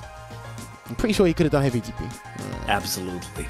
But you have to also you have to also take into consideration that once you activate V trigger by itself, there's a little bit of recovery frames. So he might have not. Yeah. He might have got hit by the fireball because it was the frame. Shoulda, woulda, coulda.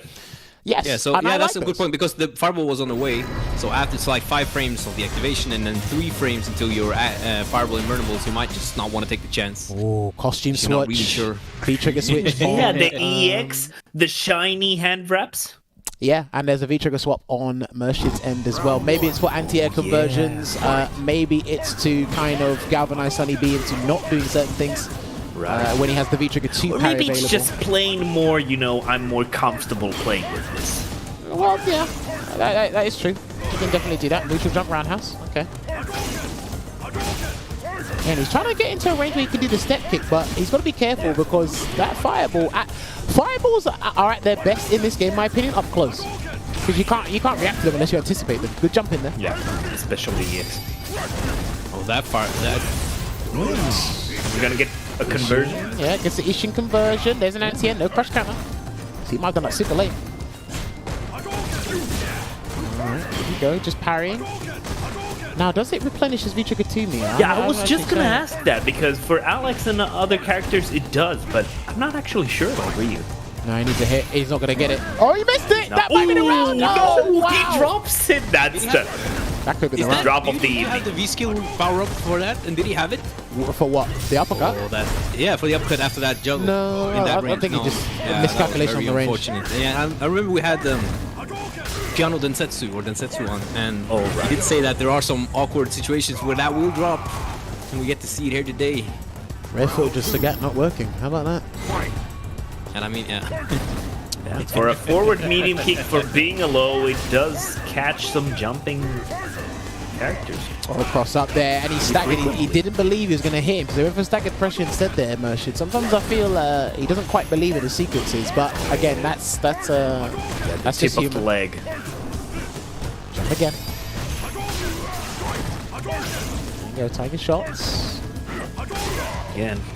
Now, Murshid's got excellent spacing around that step kick. He's making sure if djSonnyB tries to change up his tactics to using a normal. One whip punch. So sorry, Jammerz, for cutting you off, but I just wanted to highlight that sweep on the. Was it a sweep on a heavy punch? That was nice. That was cool. Right, keep him here. He doesn't even have to jump, and he did. He didn't even have to jump. Oh, now he didn't confirm the counter hit. And that punish was as if that donkey kick was -4 on block. He might go for a raw that one V-trigger hit, 2 just- parry, to be honest. He's But there it is, baby, dude. The damage on demand, the DOD. And I mean the waiting, and because there was a stand in kick barrage and a V-trigger 1 on Sagat's side, waited for the perfect moment to find that standing crushing medium kick. Nice. I love that with Punish EX Hadoken as well, just pushing Sonny to the corner. Hey man, I think it's one of the better EX fireballs in the game. It's one of the fastest ones for sure. Yeah. So. And he's one of the best round finishers in the game. Clean. So attack. There's a sweep. That was a very risky Once sweep again, there. that's been consistent for djSonnyB. Yeah, but He like, did it again. I think he just that's the button he goes to after a throw take, knowing that Murshid's not going to block it. Yeah. It's interesting to see in a longer set though. Staggered pressure here. Once blocking it again, out. dude, that medium punch pressure from Murshid is so vicious. Neutral jump shimmies. Well, here's the thing, because if djSonnyB doesn't, the less resources djSonnyB has, I think the more obvious his defensive option's going to be. Because obviously, if you give him like 1 bar of meter for V reversal and an EX bar for EX Tiger uppercut, then it gets a bit hard to read him. But when he doesn't have something, it's easy to read. And we've seen Murshid do multiple neutral jumps to the roundhouse. He's been catching with the throw tech. So I feel djSonnyB sometimes is going to have to take that throw and move on, or he's going to have to try and do a wake up button with more confidence. But maybe that's how that pays dividends to how good Murshid's conditioning is. I don't know. Can we just take a moment to appreciate how even it has been so far? Yeah, it's been absolutely what we want in this matchup. Let's see, he's not ready though to punish those forward dashes after the EXDP that Murshid has been doing quite a few times. I want to see djSonnyB quick rise and check that at some point. Get some more spacing. Whoa, that's such a good... Like, I feel like this is working for Murshid so much better because he's clearly more comfortable playing with V-Trigger 2, and he's gonna get massive damage from this. He's absolutely dead. Pack it up. Let me just for this round. That he used the standing heavy kick to avoid the DP whiffing as an anti-air, but then the DP whiffed as a combo tool instead. How unfortunate can you be? Dude, that is definitely Tiger unfortunate. No, but this goes back to Veggey's point before about the whole crosscut DP. It's like in those situations, hard kick is more of a like the second nature thing. It's more innate to him, but it's been getting him into trouble more than out of it. So. Especially at those tight angles with the cross-up. He's just throwing the fireballs there, encroaching on that space. There's the jump in. Good block. Oh, and that's going to be a huge punish. He might throw tech this time. Yeah, I told you. What did I say? Dude, that was going to be so sick. Yeah, Sonny escapes the fangs of death. He almost did a 3 sequence. Yeah. The Street Fighter 5 3 sequence for death. The 3-peat. Yeah, the 3-peat. djSonnyB survived it, but dude, not for long. I feel honestly, I feel like, guys, the pace is changing because Murshid picked the V-Trigger 2, and he's getting so much more damage on demand when he actually gets the chance, and I feel like that's actually making a big difference here because even on paper, V-Trigger 1 is better for this matchup. At least you're better contending on the neutral, but I feel like this is working in Murshid's game plan way more. And who would you say wins Fireball game in this match without V-Triggers? I don't know if the V-Trigger is winning the matchup or it plays better in neutral because you're doing effectively the same thing. You get a better damage output and a better stun output on everything per se. No, I meant V-Trigger 1 is better for the neutral. Well, I don't know because he's been playing just the same way with or without the V-Trigger, and he's really got perfect. Oh my days, what a round. But I go back to your point, which I totally agree with, the V-Trigger, like how Murshid's playing, he just gets attack on damage. There we go. So the fireballs again and another jump in. Yeah, I think djSonnyB he's getting hard downloaded at the moment. Alright, that's -2. Trying to walk in and close that space. And again, I'm seeing a little bit of obvious jumps here, but... Yeah, Murshid just has a better innate feeling at jumping fireballs. Yeah, the reads on those jumps. Yeah, he seems to just have that more. But I mean, it's more of a Ryu thing as well, I guess. Saga's jump is more floaty. It's kind of more forced to... I mean, sure, yeah. Like, Ryu gets a lot out of it. Jumping is an art, especially in a Absolutely. Absolutely, in this kind of a matchup especially. Fireballs, sorry. That's been so amazing. Sorry for cutting you off. No. And yeah, that was clean. He's going to do super activate as well. He's going to hold this guess for the game. It could be anything. Could be walk up throw. Could be an overhead. Could be a conversion. Doesn't even need the V-Trigger to get any. See what he's got. Will we see the power of Sagat V-Trigger 1 though? Oh, almost dashed into that fireball. Has one more. Needs another one. No! Oh! I was so good for what happened. Oh, no, he didn't have the bar. He didn't have the bar. Yeah. Can I do unfortunate. And Murshid on the prowl, 3 dashes. But he gets it by his fireball, it's not enough! I bet he wishes he had the other V-Trigger right now for that fireball power. Don't throw too many. How's it gonna be? It's that medium kick. Oh man, the low medium kick. He's gonna watch for the jump. So close. He has to watch for that jump. And I mean, in the corner. I told you. Oh my days! This time it's the throw, baby. But I mean, Murshid at that point would have won the game on a draw, right? Yeah. So it must have been a surprise, kind of. It was a surprise sneak attack.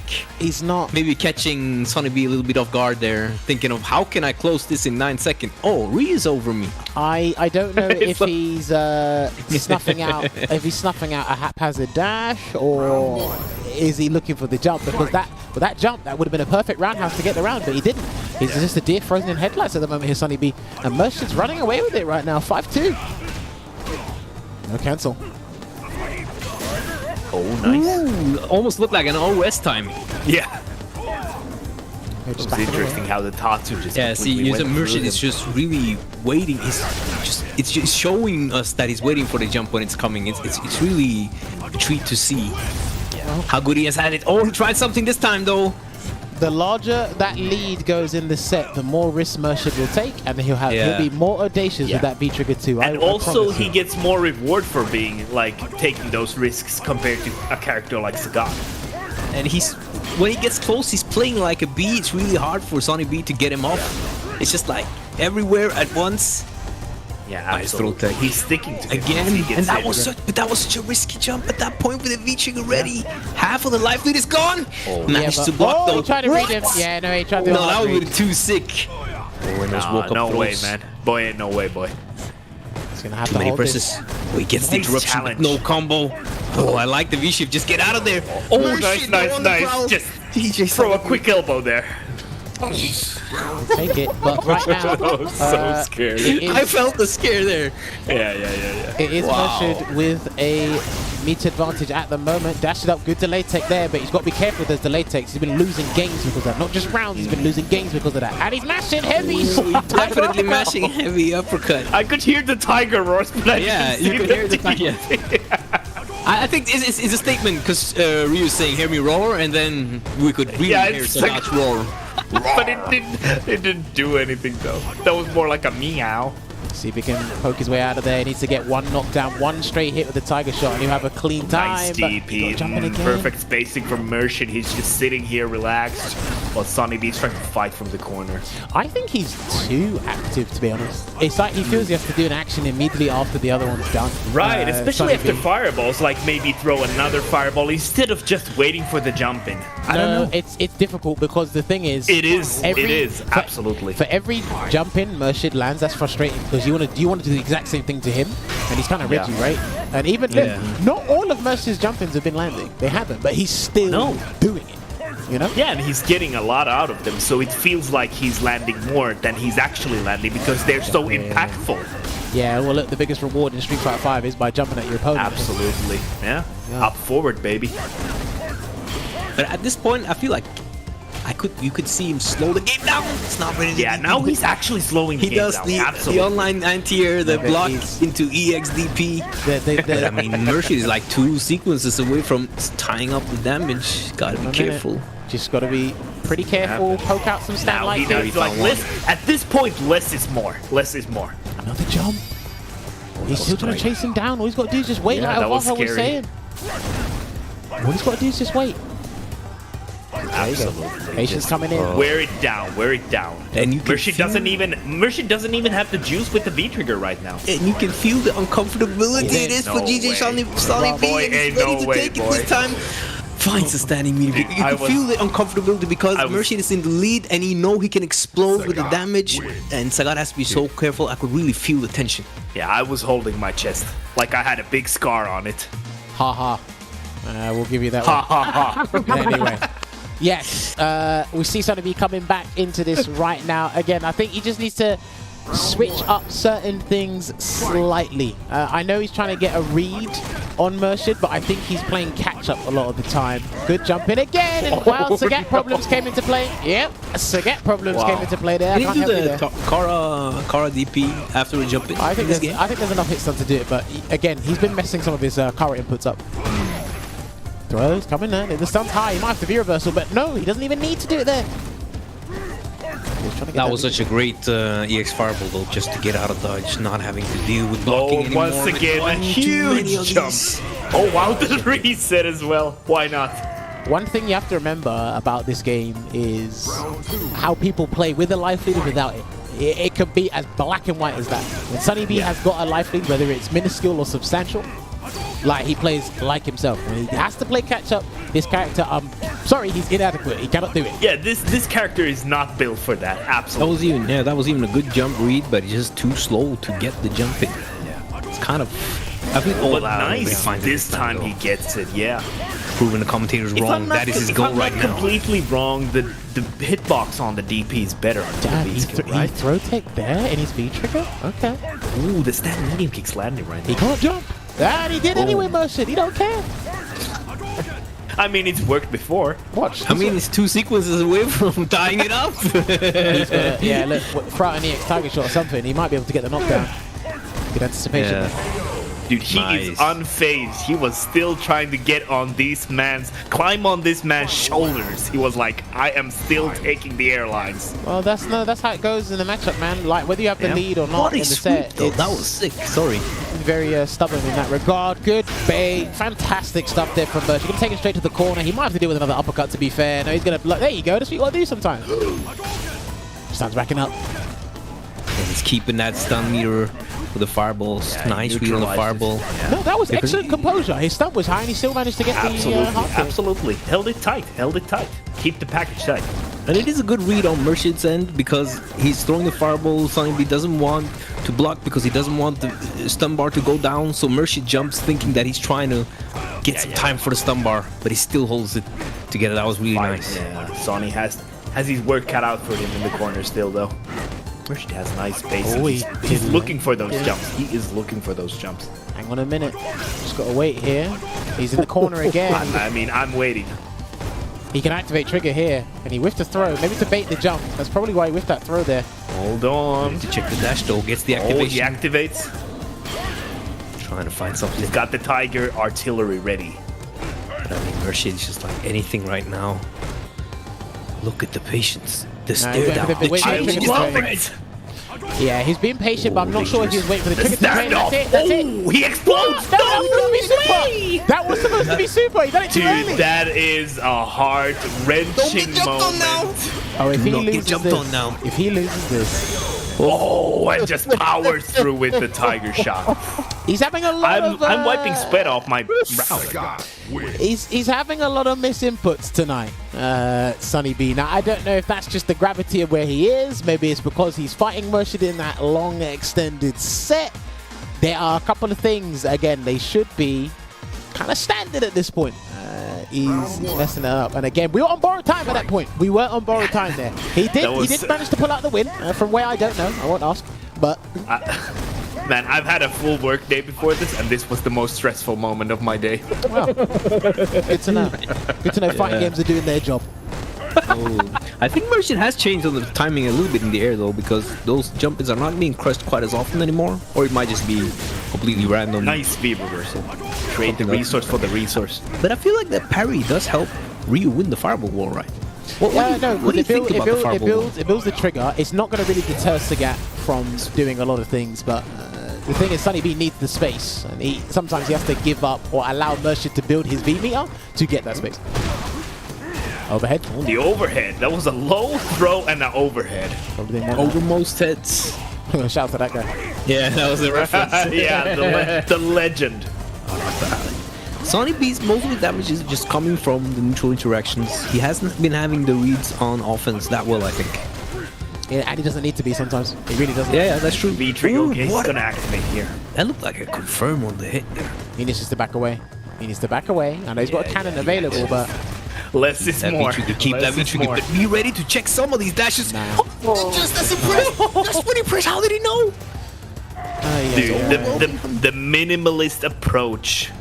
Well, to be fair, Murshid has been overexerting himself in a couple of situations. They've just been working out. So is it being overzealous at that point? That's what you really ask. But the thing is, I think SonnyB's he's panicking or capitulating too easily. Now he's just chucking fireballs like he owes him money. There you go. Just backing away at the moment, still waiting for that jump. But again, Murshid walks in that range. He's got to figure out, does he deal with the fireball up close, or has he got to focus on the jump? Yeah, see? This is too much. This is a mental overload. This is too much. Yeah, absolutely, absolutely. There's only like a certain amount of things you can keep track of. And absolutely, if you add one more thing to the cogwheel, you're going to get dazed and confused. Definitely see why Sagat has the power on the standing medium kick when I see kind of matches like this where there's so much to control at the same time. Absolutely, yeah. That is such a good button. Such a good like space control normal. Such a vital tool for Sagat. Good hard kick there to adjust the hurt box to avoid the fireball there and the neutral jump from SonnyB there. He's still waiting for that trigger. If he gets the jump, the uppercut should build in the V trigger, but he doesn't. He's got it now. It's just fine. Oh, now you just have to wait. But this is what Murshid's doing. And sometimes I feel SonnyB should activate and wait to allow Murshid's V trigger to deplete. But I think he's kind of worried about the kind of onslaught that's about to come. There you go. Push it away. Let's see what happens here. Again, we... He finally into here this time! No, I don't think he wanted that. He got it. No, I don't think so either, but it worked out. Stressed. That's the only thing that matters. It worked. The X5 was coming. Yeah, there's one X5 on one side. Keep poking him. Keep poking him. There you go. Taste the toes. These rounds are going down to the wire. This is such an amazing set because these characters have the lore history, and it's just too good right now. Looking strong at the moment here. Like you said, he needs time to get into the set. It does take a little while. Slow and steady sometimes does win the race, depending on what race we're running. Step low again, and no V break. I think he should take advantage of these V breaks, man. Sometimes he gets prevent the opportunity. Gutsy answer. Neutral jump. Still back rising. The jump's coming soon. When Murshid does a neutral jump, he'll come in with a regular jump very soon. Oh, the neutral jump! Oh, what a neutral jump! What's the activation though? The Is Sonny gonna tech? What's it gonna be? Are we gonna hear his roar? No. Oh my days. Not Finally yet. finds a reversal that lands and the overhead.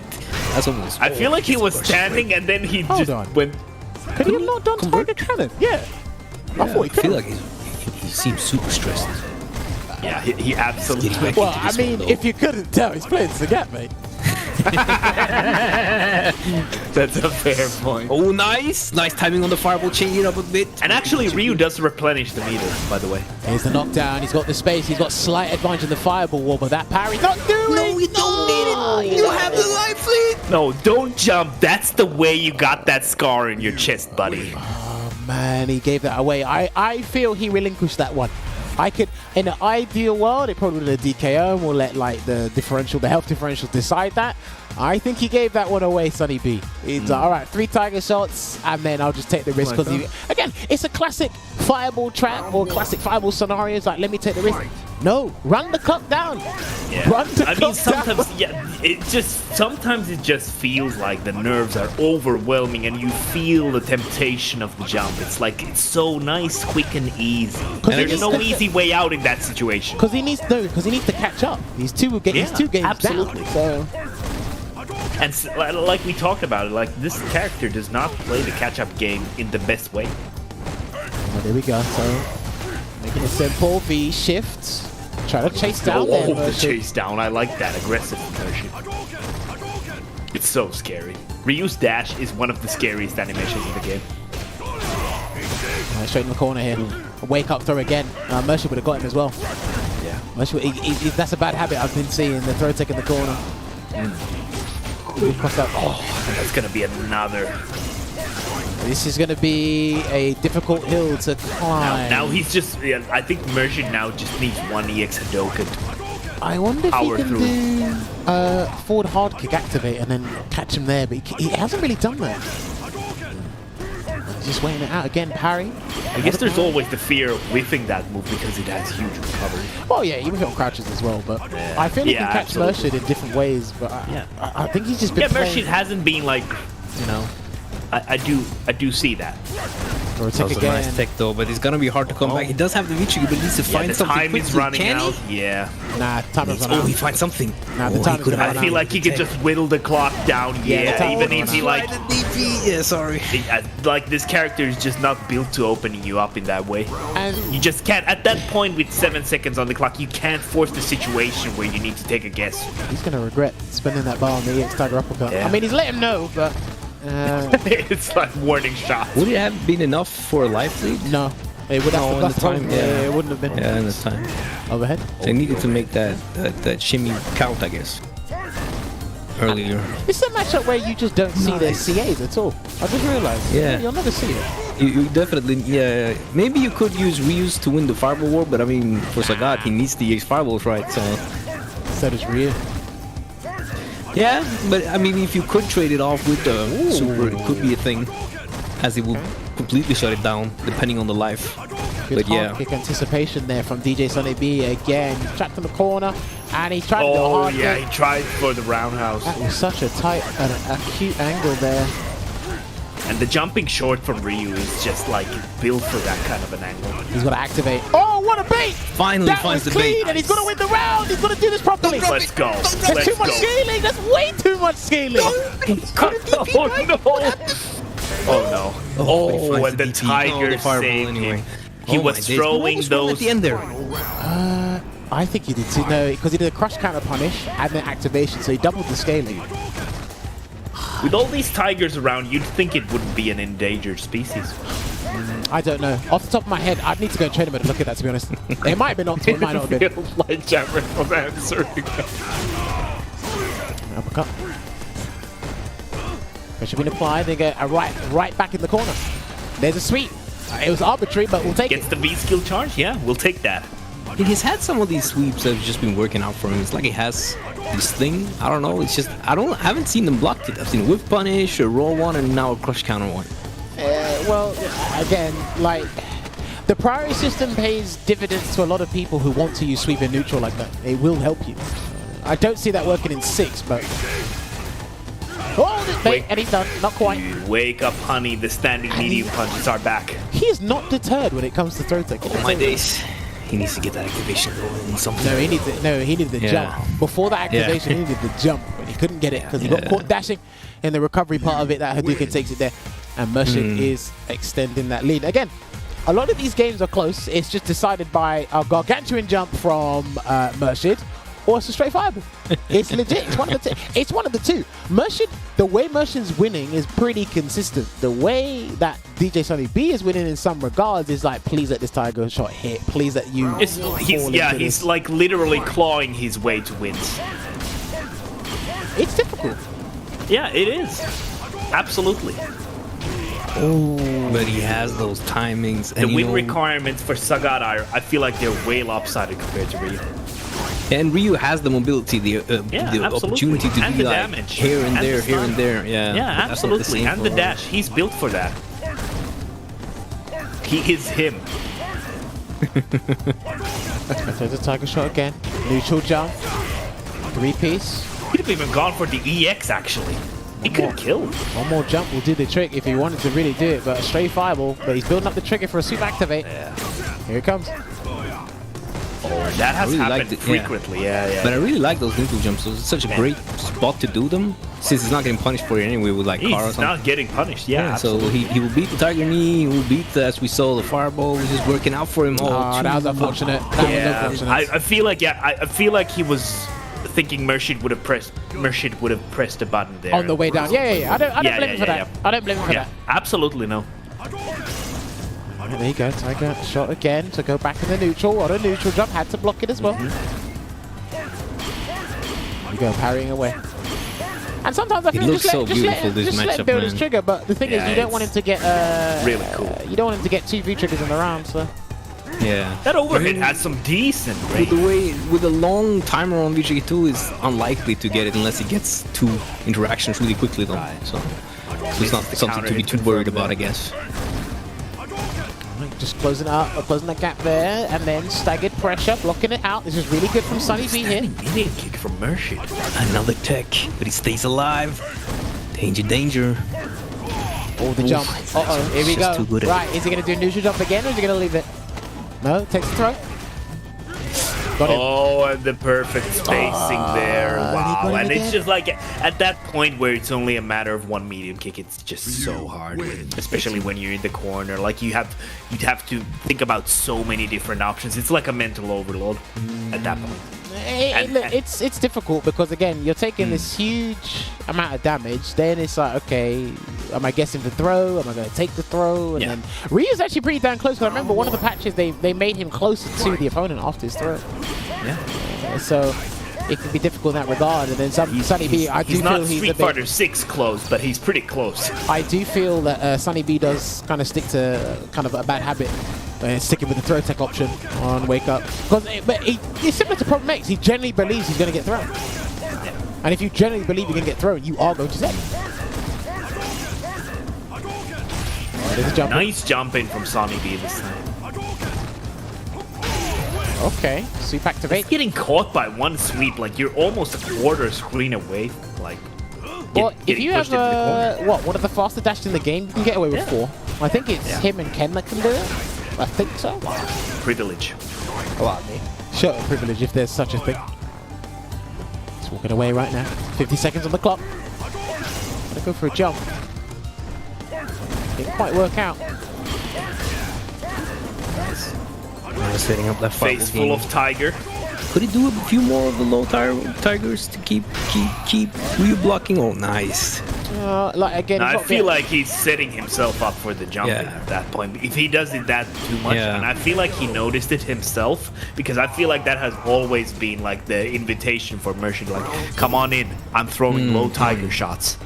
Oh, look, everyone in their right mind, they'll jump against the gap like a clean jumping at some point. It's when you want to take that risk, and there you have it. Yeah, that's why. That's a great answer. Finding out the corner though. Nice. Did he get the charge? Yeah, he did. Okay, he's got the angry scar. Once again, going for that at the bait. He might do a I hard feel like kick. Murshid just plays so well on feel, like feeling the shift in momentum. He's really good at that. Yeah, the momentum, absolutely. Yeah, he's such. Oh, what a DP. Yeah, and he has to sit on the Hadouken as well. The wind. Have it, throws him down to the ground here. Not looking good for SonnyB. Let's see if he can make it 8-5. Or will it be 9-4 to Murshid? He's got the meat advantage here. And again, it can be difficult to, because your strategy doesn't substantially change. It's hard to kind of bring it back consistently. Frustration's coming in. Yeah, absolutely. There's a set kick as well to stop him from walking back as well. The proximity guard, that's pretty good, so I can understand why he does that at certain times. Understanding heavy kick on the neutral jump this time. Is there any DP that he could use like reactionally through fireballs, you think, or is that just too If it's not heavy, then he can't. Like he just has to block it or V break. He's doing V shift into Tiger Shot. I think he should just do V break. It's half a bar. You get it back. Yeah, when the you have a DP bar and you get the great damage. Activation That's ready the soon. infamous sweep into activation. Nice, not taking this time. How's he gonna set it up? Yeah, okay. It doesn't look like he can use any Tiger. Oh no, he can use the medium one. Oh, neutral jump. But that's a weird angle for the medium one. Backs away. Trying to get Oki from that activation. Oh, I don't know. He's gonna come back from this. He can't jump either. He cannot forward jump. It feels so hard for this character. Even from there, I was kind of stressed for a little bit. Yeah. It's parry. And he's just keeping the V trigger up at this point. He's just feeding into the V trigger. That's fine, Yeah, because that's at great. one point That's he's great. got to throw the Tiger Cannon. Yeah, and he's Oh, they got him! Oh no! Oh, I'm sure he could have done something. Yeah. I feel like because he's had those whiffs, he had a moment of hesitation because of that. Oh, and the unsafety. That's so hard to space. That's hard to space. I'm with Veggey. That crush counter, I think you could, unless the start's too slow on Tiger Cannon, he definitely could have done something. I feel like he could have done something for sure, but I feel like there was a moment of hesitation, possibly because of the fact that he's had those drops before. And they have cost him, like the spacing dependent things. They have happened to him, and they've been super unfortunate. So, like, that can build up in a bit longer set like this. You're not feeling confident about confirming. Damage coming through here for SonnyB. Gets that extension because he did get the uppercut charge from the Angry Scar. Spacing from SonnyB though. Parry! Oh, gets the parry. And because it's a parry, he immediately loses on his V-trigger, so he might be able to get another one just in time. And he's trying to shimmy him. And he's trying to get those throw baits. He's totally gonna have another V-trigger, right? I want to see if he could get more of those empty jumps to dodge those anti-air split hits. Oh, the low shot. Once again. Oh, we are 9 for Murshid right now. Oh, what a DP. Double that DP shimmy. What a ride it's been, guys. Well, it could be potentially the last round of this set. Murshid on set point here. And I finally see a CA on SonnyB's end. And it's gone. Not anymore. Yeah. Not in this matchup, baby. The EX Fireball is just too valuable. It looked like it was doing something. It was definitely out of recovery. Oh, wow. Murshid's just controlling the screen. Like, everything is... Like, yeah. Everything the light touches is his. Good check. What a neutral jump Finds another again. neutral That jump. is so frustrating. When you see someone neutral jump, you can't really do much about it. The throw might close it out. That's it, boys. There it is. And he gets the throw for the kill. And there you have it. He was stubborn on defense up until the end where he didn't go for a throw tech. But ladies and gentlemen, that is it. Can we see GG's in the chat? GG's. Murshid, the man who said there is no best character in Street Fighter 5. He does this it. guy's the final boss. He does it the vagabond way. He says, I'm on an everlasting journey. The tireless wanderer. No best character in the game. Throws his opponent down to the ground. Hold on, let me finish before you make your point. I want to see those GGs in the chat.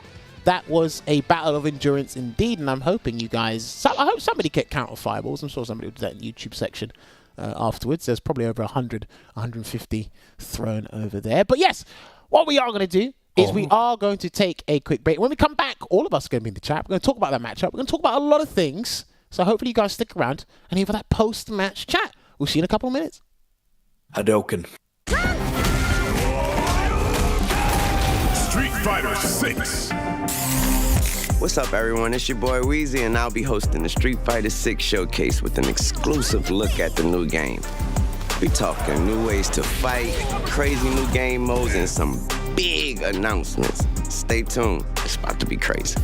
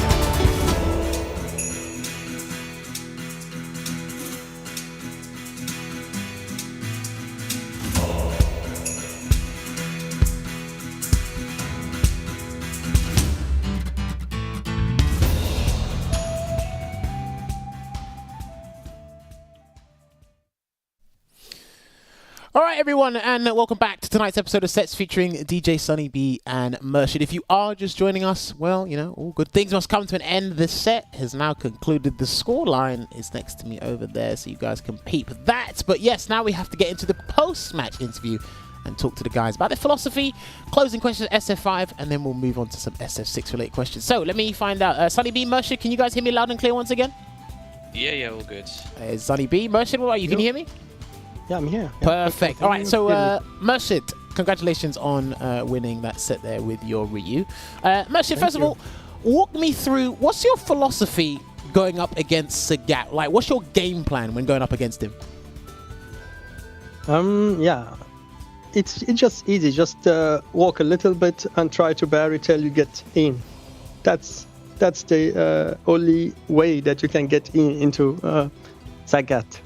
Is that the safe way? Because we did see you take a couple of risks with those jumps, so surely jumping must be part of the plan, no? Yes, you have actually to do this. Otherwise, it will be impossible to get in. But as I said, sometimes you have to do it, but not all the time. Well, I mean, you're not playing Street Fighter 5. You're not taking a risk here and there. It's just part of the game. It's built in. Let me ask you this. So you used V-Trigger 1 to kick things off. So you lied to everybody, basically, saying you're only a V-Trigger 2 exclusive. I lied it myself, actually. Okay. So what made you want to swap from V-Trigger 1 to V-Trigger 2 mid-set? Actually, I'm not used to playing with V-Trigger 1, but I felt that V-Trigger 1 can be very dominating against Sagat gameplay because of the powerful technique that Ryu has in V-Trigger 1. The thing is that Sony adapted really great with V-Trigger 1 into in the way that he just keeps blocking. And I couldn't actually do anything special with V-Trigger 1. That's why I didn't feel comfortable with it. I just changed to V-Trigger 2, in which I'm comfortable with. Oh, yeah, that makes total sense. So, djSonnyB, let's move on over to you. Your perspective on this matchup. How do you think? Is it even? Is it slightly Sagat? Talk to me. I'd say on any given day it's fairly even, because whilst yes, obviously you have to take a fair amount of risk with throwing fireballs and letting the rebuild the V-meter and things like that. Obviously you can vary up your fireballs, and to be honest, a lot of the time you can almost catch Ryu's quite a lot of the time with fireball startup frames. Okay. Purely because Sagat's fireball comes out that much quicker. Especially the high shots, that's where you get a lot of poke damage, but it does become a very much poke heavy game rather than lots of flashy combos, and obviously if you're doing things like I was, where I was dropping bread and butters, it becomes even more of a poke heavy game. But I'd say on the whole it's fairly even. Obviously Murshid played really well. Like, I won't take anything away from him at all. And it's that V-Trigger 2 damage is just nasty. They clip your feet and then half your life bar's gone. I don't think it's. I think Ryu's parry gives him a slight edge, maybe in the fireball war, but it's very circumstantial on how the Ryu actually plays the matchup. Because obviously everyone plays differently, so I'd say on the whole it's fairly even. Maybe if I had to put a number on it at top level, maybe 5.1 to Ryu. Oh wow! It's very tight, very specific. Yes, very tight. Purely because of the parry, in my opinion. That was it. I think you're the first player that said 5.1. Yeah. Do you prefer fighting against the V-Trigger 1 or the V-Trigger 2 from Ryu? V-Trigger 1. You prefer fighting anything? Yeah, because you don't have to worry so much about getting clipped by things. You don't have to worry so much about getting, stuffed, like whiff punished in neutral. And the fireballs, if it's full screen, high tiger shots can compete with V-Trigger 1, no problem. You won't actually get beat on the fireball war unless he starts throwing EX shots in trigger. So it's not actually too bad to deal with. And if you have cannon ready as well, that will beat that as well. So it's a more favourable V-Trigger matchup to play against.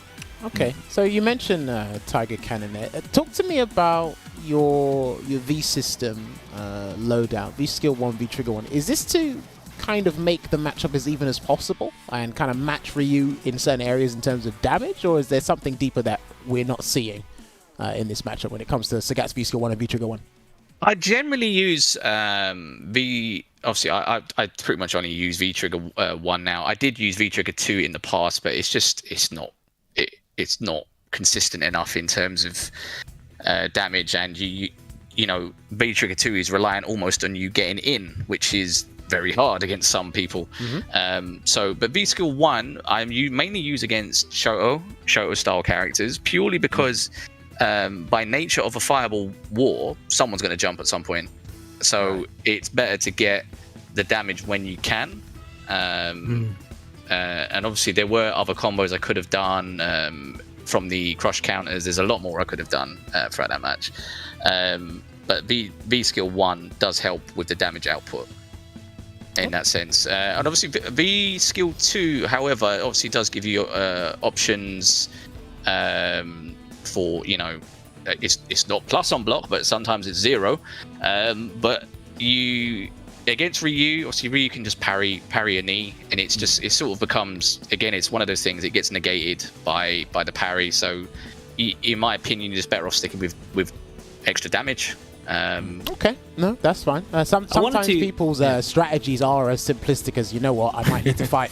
No, it's like, for me, I see it as, because it doesn't do anything significantly different in neutral. You're like, okay, if you're getting damage in this area, I can just use this tool to kind of match you in that regard. Even if you get it in a higher frequency, I can still match you in that. Because there were times where Murshid jumped at you and he did jump roundhouse low forward tatsu, and then when he jumped at you, you already had Angry Scar charged up, so you did hard kick into uppercut. So it kind of balanced it out a little bit, which is why I find it pretty interesting. But Veggey, you wanted to ask something real quick? Yes, I was just, because we were just watching it, but there was quite a few times that Murshid would neutral jump to beat your throw tech, and you were not teching, but you still did not stop the neutral jump. Is that something you have not worked on or thought about, or was it just on the day? It's just on the day. That's as political as I can put it. No, that's fine. But then, that's fine. Jumping off of that, like, talk me through your defensive choices, because I've noticed, and I'm pretty sure a lot of people have noticed when playing you, djSonnyB, you cycle through Sagat's options, but you rarely sit still. Like, you do jab, throw tech, V reversal, V shift, and EXDP. You do the whole 9 yards basically. Do you feel that you want to make it as difficult as possible for characters that get good Oki, or is it just that, okay, this one didn't work, so we'll go to plan B didn't work, we'll go to plan C? Like, talk me through your defensive choices. It is basically the roulette wheel. Is like, I've got to guess, so I've got to make them guess. It's literally right. What do they like to go for? Are they always going to try and get meaty me? Are they always going to try and get Oki? Okay, I'll try EXDP here. Are they going to try and throw loop me in the corner? Okay, I'll make sure I'll tech on wake up. And sometimes, because Sagat's heavy DP is throwing vulnerable on the startup, so that's when I'll use that in certain situations. It really depends on the player and their tendencies to what I'll lean towards more. For example, some characters that don't have free frames, obviously sometimes you can wake up jab and it'll beat their option, their button. It really depends on what the player's doing.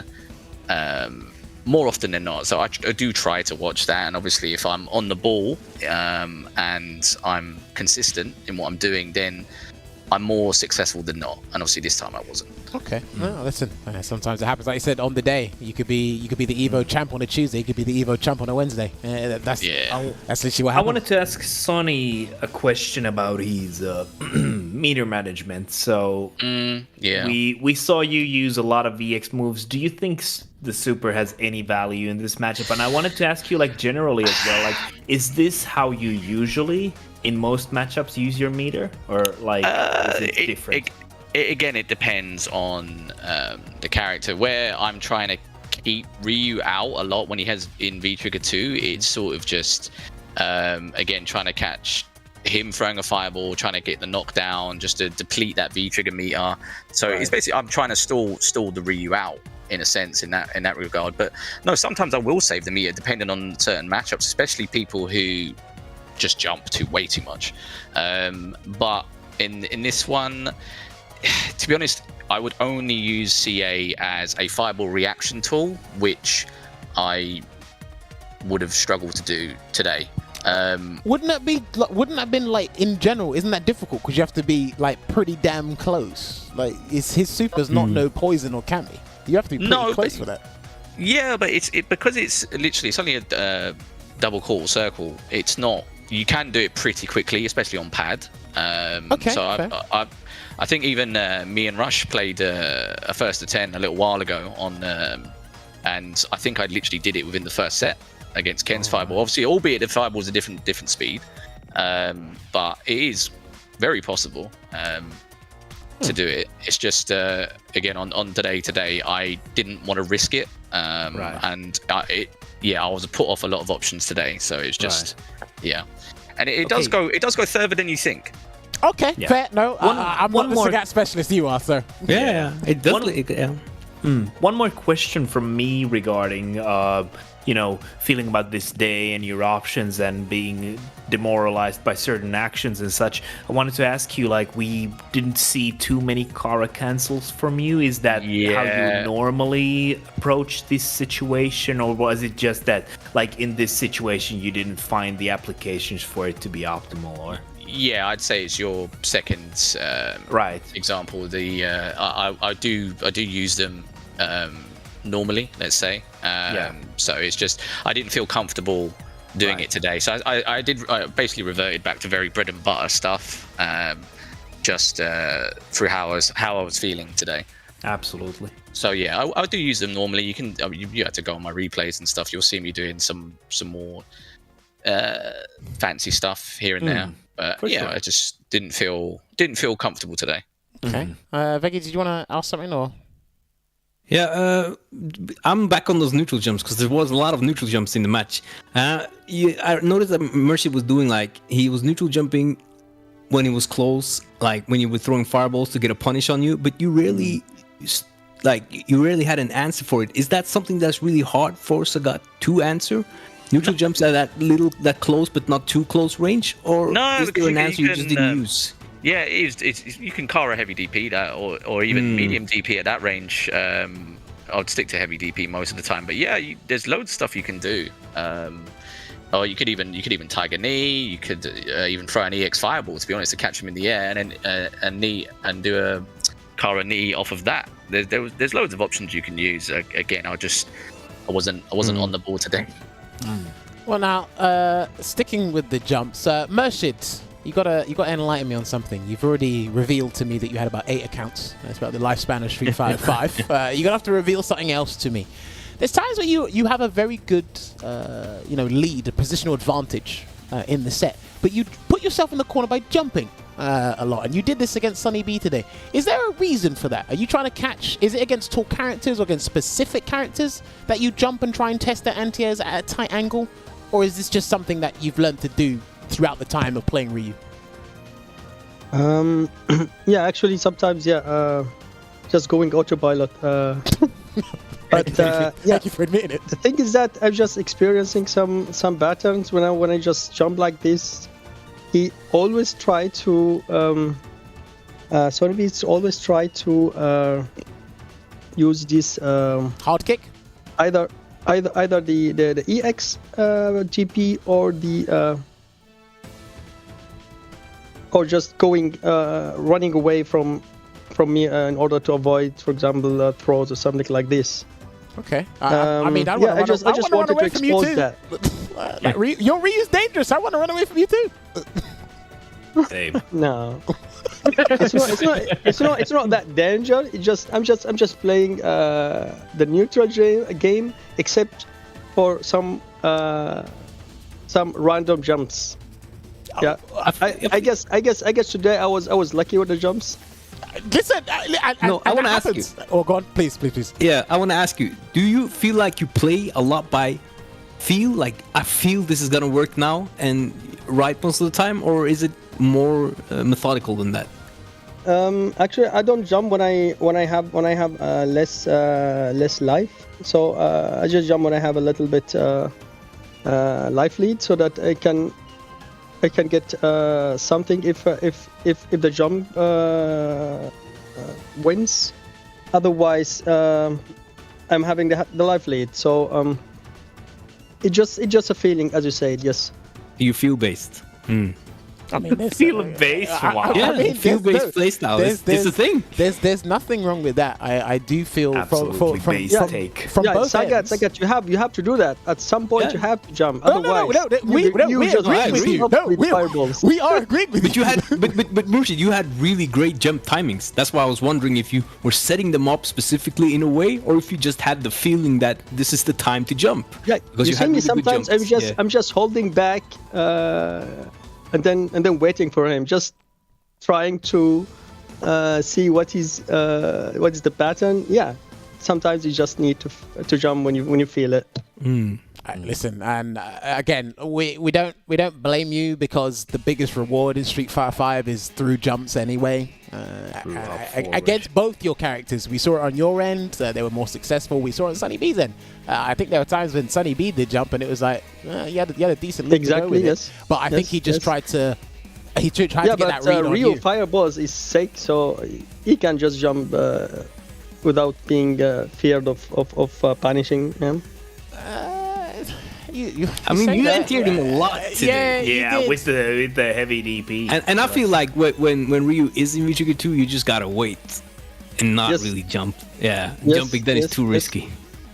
It's That's also why I like I really for the Fireball game I do like the VTrigger 2 because you put that threat and the risk reward to the jumping from the opponent. So that's really nice.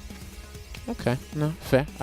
Now, Sonny B, there's a combo we were wondering about, and you placed it, so you might be able to tell us. There was you did crush counter forward hard kick, then you did it again and activate, and I think you did a conversion to Tiger Cannon. The combo didn't like win the round.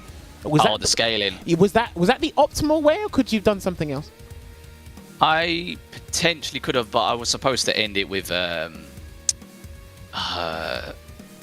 it would have been a Kara heavy knee into an EXDP at that point, and it would have killed. But I dropped it. So it was not technically optimal, but the crush count is what built the V-trigger in the first place. Yeah, of course. Yeah. So it was basically I knew it would kill if I didn't drop it. Okay, fair. No, listen, sometimes you can practice a combo 100 times and drop it on the 101st attempt. Absolutely. Sometimes it happens like that. There was another thing as well. You were doing sweeps a lot, but I think you kind of had this cycle of sweeps. It's ones that was blocked at a far distance that weren't punished. There were ones that completely missed, and there was one that crushed counted.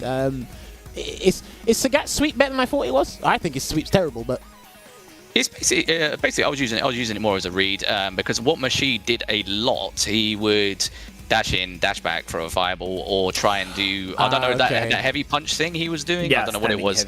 Standing heavy punch. Yeah. So it was just a guaranteed punish. I was just like, well, if he's going to keep doing it, I'm going to keep sweeping. Okay, fair. No. So it was just one of them things I noticed were his tendencies, and it was a button that I could keep pressing without worrying about anything going wrong in that sense. So yeah. I get that as well. Do you know? Despite the scoreline, we could definitely see what you meant when we spoke to you in the first half. Where it's like it takes me a while to understand and get into things. We could definitely see that coming into play, and I'm hoping you bring that mentality and that style into 6. I'm hoping. Oh yeah. Don't worry, I'll be there. I'll be there. Don't worry. That's good. I'm confident that yeah. Don't worry, I'll be there. That's all I needed to know. That's all we want to hear. Jump light kick. Right now, Veggey Olvaha, have you got any more questions regarding the matchup before I move on with other SF5 questions? I'm ready to move on to other SF5 questions. All right. I would like to. There's a few things I'd like to. Oh, and not that many, but some things I would like to know about the Street Fighter 6 transition from 5 with their characters. So I'm ready to go over to Street Fighter 6. Street Fighter 6. We'll do this first. Right, Sonny B and Murshid, did both of you participate in the World Warrior events last year, leading up to the Capcom Cup? Were you able to play in one of those? Do you want me to go first? Yeah, Sonny B, you go first, please. Yeah. So I think I played in 2 or 3 tournaments, maybe, or the World Warrior events. I mean, and I think though at the time I was actually having problems with my internet provider. I was getting a lot of.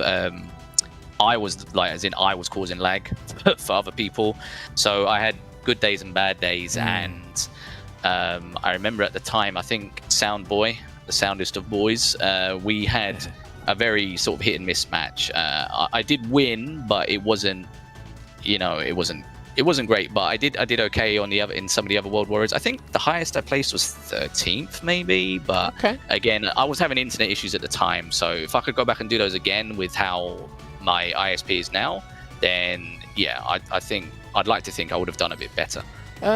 My question to you regarding that, and getting 13th in the UK is actually no small feat, so well done on that part. That's actually that's actually better than a lot of people will give it credit for. I know the number speaks different because obviously there's only one win in the tournament, but getting 13th in a stacked bracket of the UK is not easy.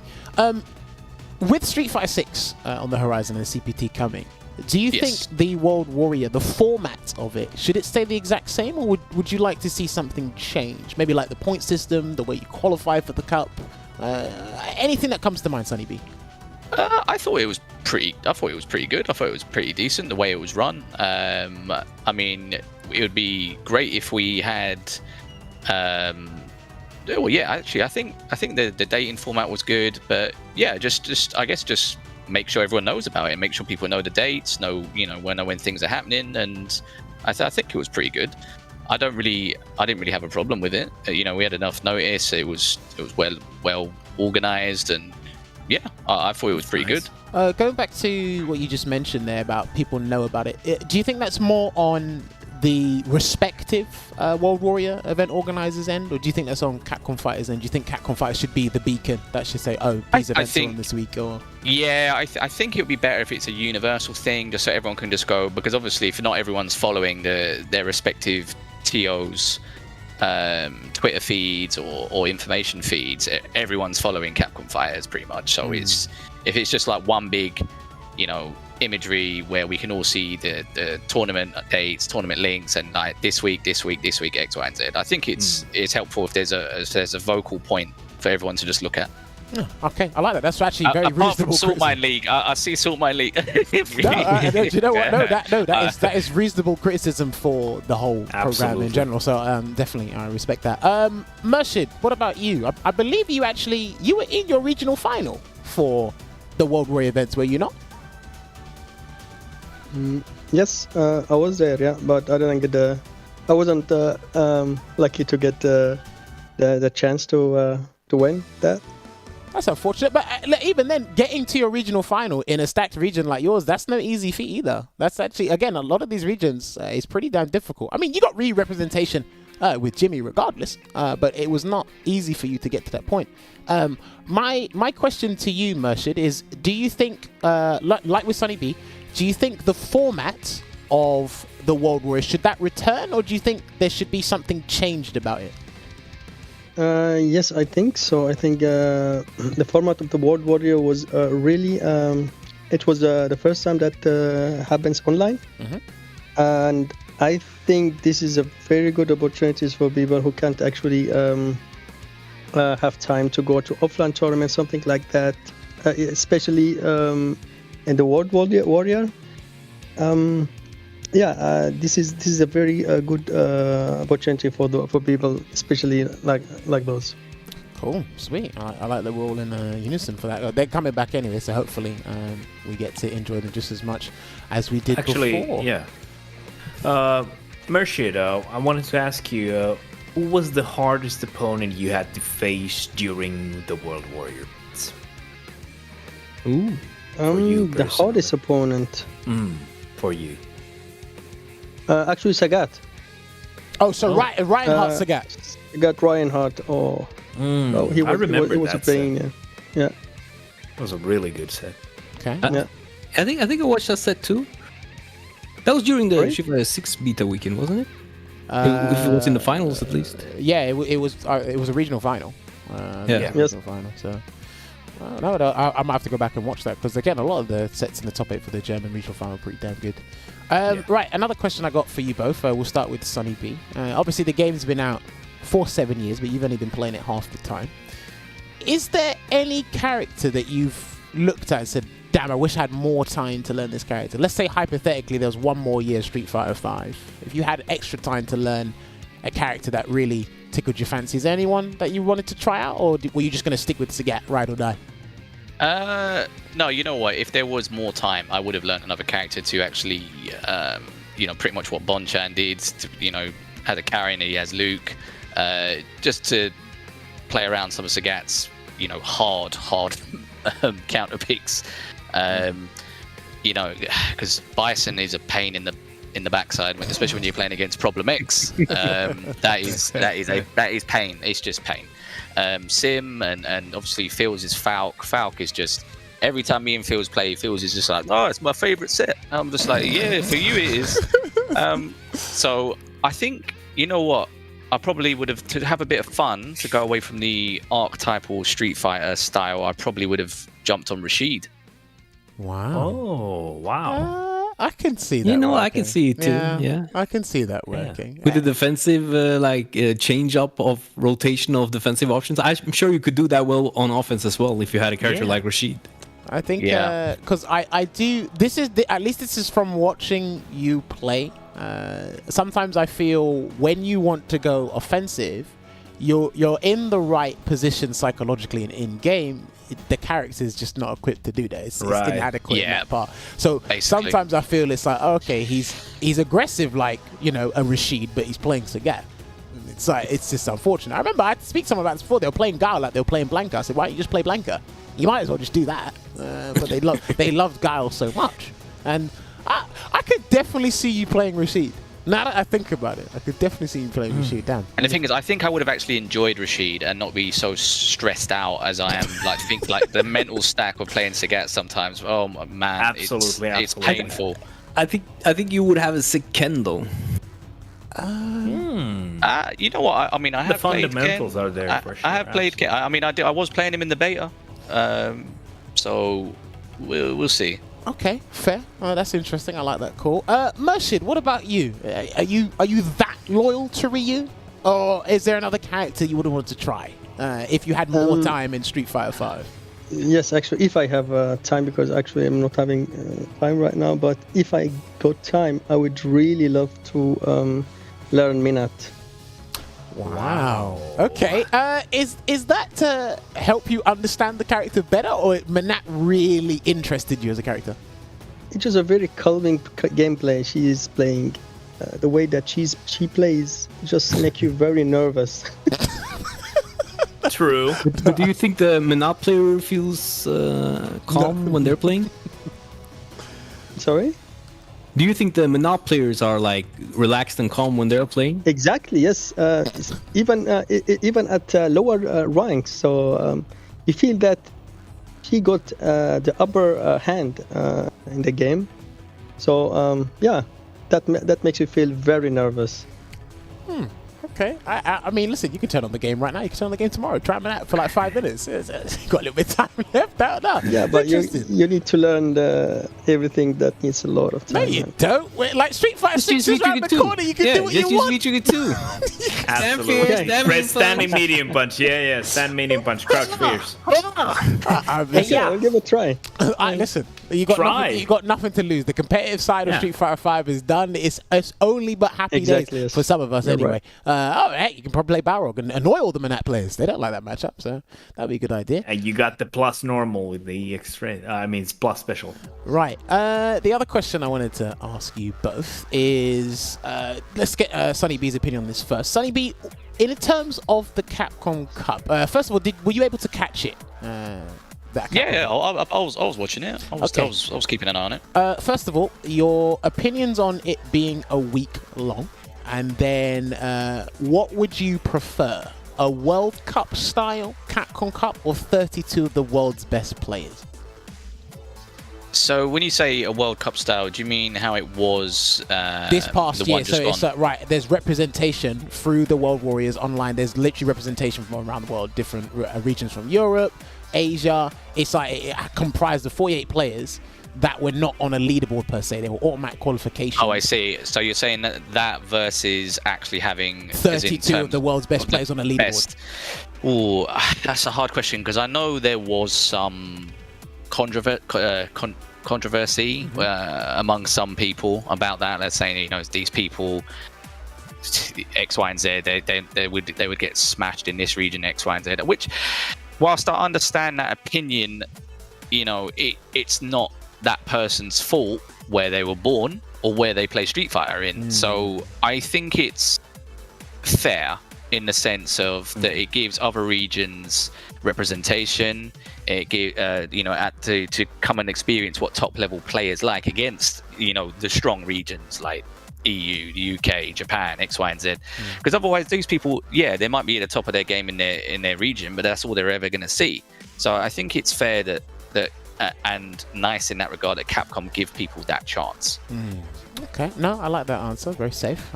And the duration of Capcom Cup, a week long. Is that too long for you, or is that a right amount of time? I mean, it depends how nice the hotel is. You know what I mean?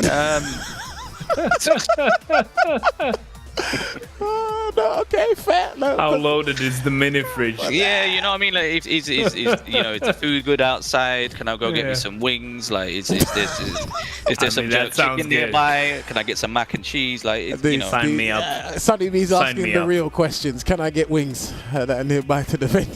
No, this is brilliant. That's was great. Murshid, what about you? The duration of the cup, do you think it being a week long, is that good? Is that too long, or is that, well, it's definitely not too short, but do you think that's too long? We had him, and then I think he's disappeared. I didn't think that question was that deep, but the power of nothingness. Hello? Oh, there we go. All right, that's it. Yeah. Right. The duration of the Capcom Cup, was it too long, or do you think that was the right amount of days to showcase the finals? No, actually, it's a week. It's I think it's fair enough. Yeah, it's enough for the people who just need to show their skills. Yeah. Okay, and again, the second question I asked SonnyB, would you prefer like a leaderboard ranking with 32 of the world's best players attend the Capcom Cup finals, or do you like what happened in February, where there's representation from all over the world? And you get those group stages. Was actually the representation from all over the world, so that every region can get the chance to participate. Okay, I like that. Again, I like asking people this question because going back to SonnyB's point about this controversy, yes, there was controversy over there, but the thing is, those same people that raised their voices about who should be there and who shouldn't be there, do you know who put on some of the most exciting matches? The people that they said that shouldn't be there. Which was that's very true. Which was pretty funny. They definitely. I mean, a lot of the players who got like heat, as you said, like basically what you said. They were very close at qualifying out of their groups, beating some of the better or more favorited players in the tournament. So I feel like that was a testament to how high the level is in general, and just because you haven't seen someone doesn't mean that you get to say that they're not good enough or whatever. So I think that was really good, the way it played out in the cup. We'll see. I believe, as far as I'm aware, there's been no details outside of a 2 million prize pool of the CPT. So hopefully we get some details soon, or at least like relatively close to Street Fighter 6 release date. Speaking of, it's 2 million Street Fighter 6. Is it safe to assume that djSonnyB, did you play either of the betas last year for Street Fighter 6? Yeah, I played both. I had a chance to play both. Again, admittedly, due to work commitments, I didn't get to play for like the whole weekends. It was sometimes I played a little bit on the Friday and maybe a little bit on the Sunday. So yeah. Okay. Let me ask your general opinions on your playtime with the game, and have you got any hopes or concerns for Street Fighter 6? So general opinions, I did. Yeah, I enjoyed it, and I felt like that I could use fundamental stuff from, like, well, your time as a Shoto.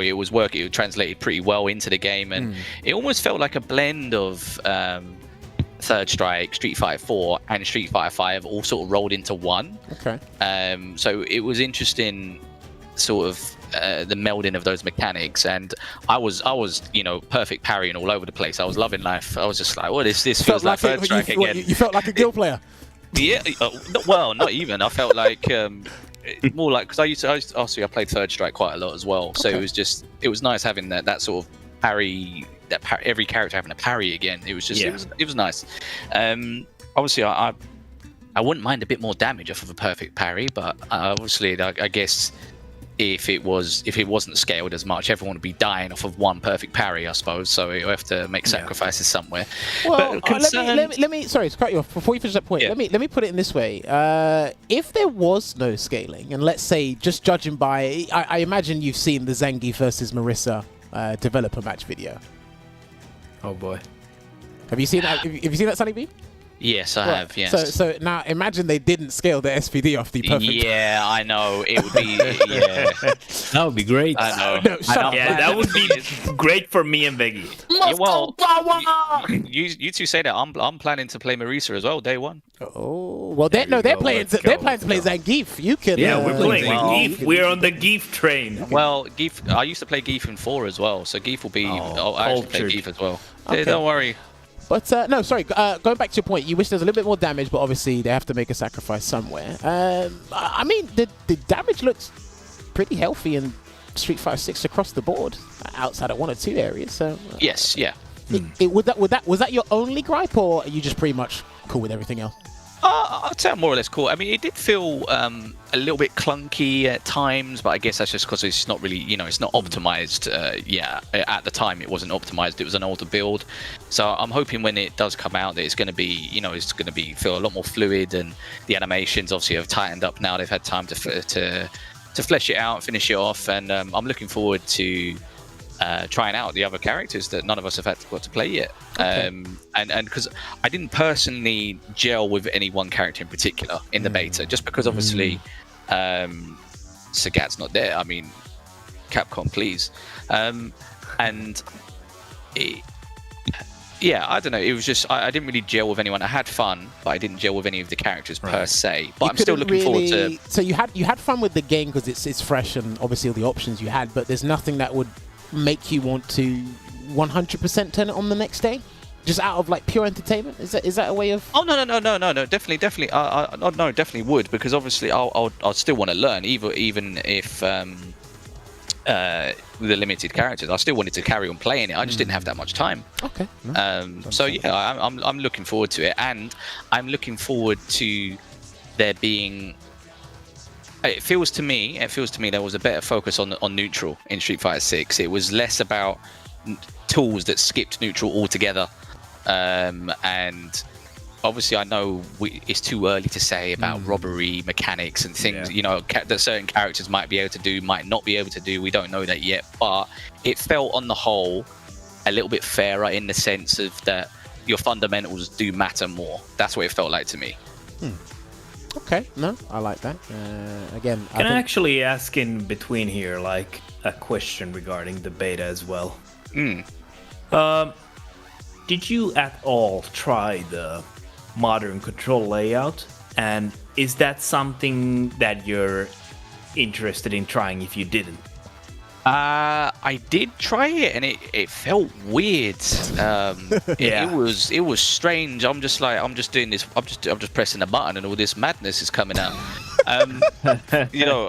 But I think I'll stick to classic controls. It's what I've been doing since I was 3 years old. So that's 30 years of doing quarter circles. So it's a bit hard for me to change now. That's true. You remember how long it took to learn the quarter circle controls back in the day? I think I could do it by the time I was 4. I think I knew what I was Child doing. prodigy. Yeah, well, yeah. Must be. Some people still can't do a quarter circle for to this day. They're grown men and women. Yeah. I call you. Listen, they're going to press forward and medium punch, and a medium touch is going to lose them the game. Yeah, you stay there with modern controllers. To be fair, someone might win a tournament with modern controls, so only one way to find out. Yeah. But oh well, okay, the producer's not happy. Anyway, Murshid, what about you? Were you able to get any time with any of the betas last year for Street Fighter 6? Unfortunately not. I couldn't actually get the beta code, so I couldn't get the chance to test the Street Fighter 6 beta. Okay. Were you able to watch it at all? Like on stream or anything? I watched some YouTube videos, game footage there. I saw that it's different from Street Fighter 5 it's the mechanic is having these V gauge mechanics and etc., which I think it's very interesting to learn. But what I hope in the next version is that the network problems that were in the Street Fighter 5 is not there, and also a better balancing of the characters. That are the most important things that I really let me pose something to you there, because you mentioned better balancing of characters. At least from what it looks like right now, again going off what djSonnyB said before, it's too early to say, but what it looks like right now with the game, because of how strong and like tough the universal system is, it doesn't look like you have to shift from one character. So everyone has access to a parry, everyone has access to drive impact, everyone has access to drive rush. So when it comes to balancing, we won't know until it becomes to certain individual traits or gimmicks the characters have. Obviously SF5, it's come a long way from 2016, so there were some balance issues and they amended those over time. Street Fighter 6 is going to be an interesting one, because I feel I think a lot of the balancing might come from the system itself. Would you agree with that, Murshid, or do you think it's still going to be revolving around individual characters, or more of a focus on that? You mean focusing on one character, or what do you mean exactly? So so when you balance a character, you got to look at all 18 characters individually and go through their tool set and say, right, we're going to make this move 3 frames to 4 frames, or do you think it's right? The characters themselves are strong enough as it is. They have to tweak the system around. So they have to maybe tone down drive impact. They maybe have to improve the damage scaling of drive parry. And that's how they'll change the characters. They won't necessarily touch the characters themselves. I don't know if I've articulated that well enough for you to understand that. I didn't actually get your question, but yeah, for... Okay, let me put it to you this. Let me put it to you like this. Do you think they should balance when it comes to Street Fighter 6? Do you think they should work on balancing more of the system itself? So I'll use Street Fighter 5 as an example. Let's say when they balanced the game, they had to work on balancing V skills and V triggers as opposed to the character's individual toolset. So I'm saying with Street Fighter 6, should they work on should they put more of a focus on the drive system or a character's individual traits? Yes, as you said, if the drive system has more priority on the compared to the character moves, yes. So the focus should be on that. Okay, all right. Well, I wanted to. We got there in the end. I have a question for Murshid actually. Go for it. If you watched Street Fighter 6 footage and you watched Ryu specifically, are you interested in playing Ryu in Street Fighter 6? And are you interested, or do you like the tools that they've given to Ryu in Street Fighter 6? Yeah, I just watched footage of Ryu. It seems a little bit slower than in Street Fighter 5. Yeah. I didn't actually test it, but yeah, of course, and definitely I will just go for Ryu.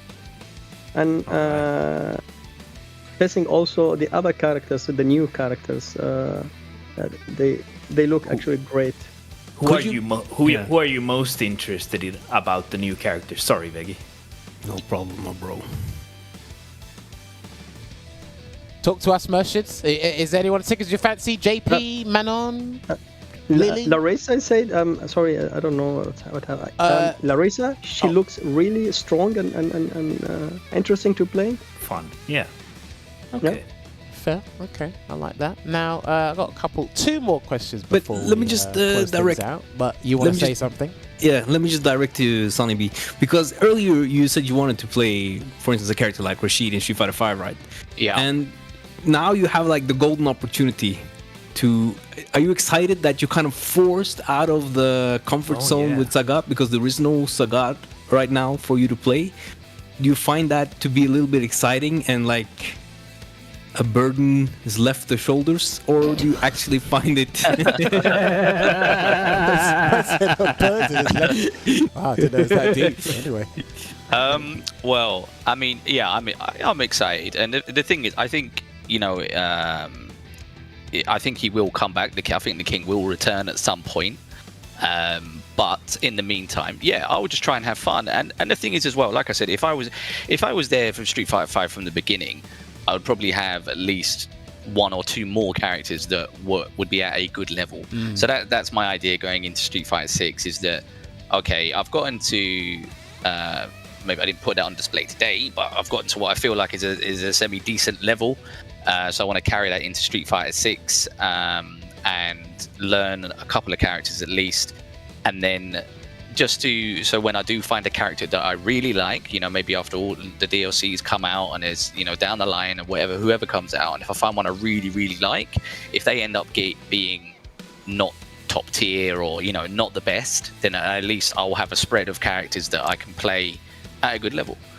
Okay, no, that makes. So I'm thinking competitively and also for fun. So yeah, just sort of a bit of both.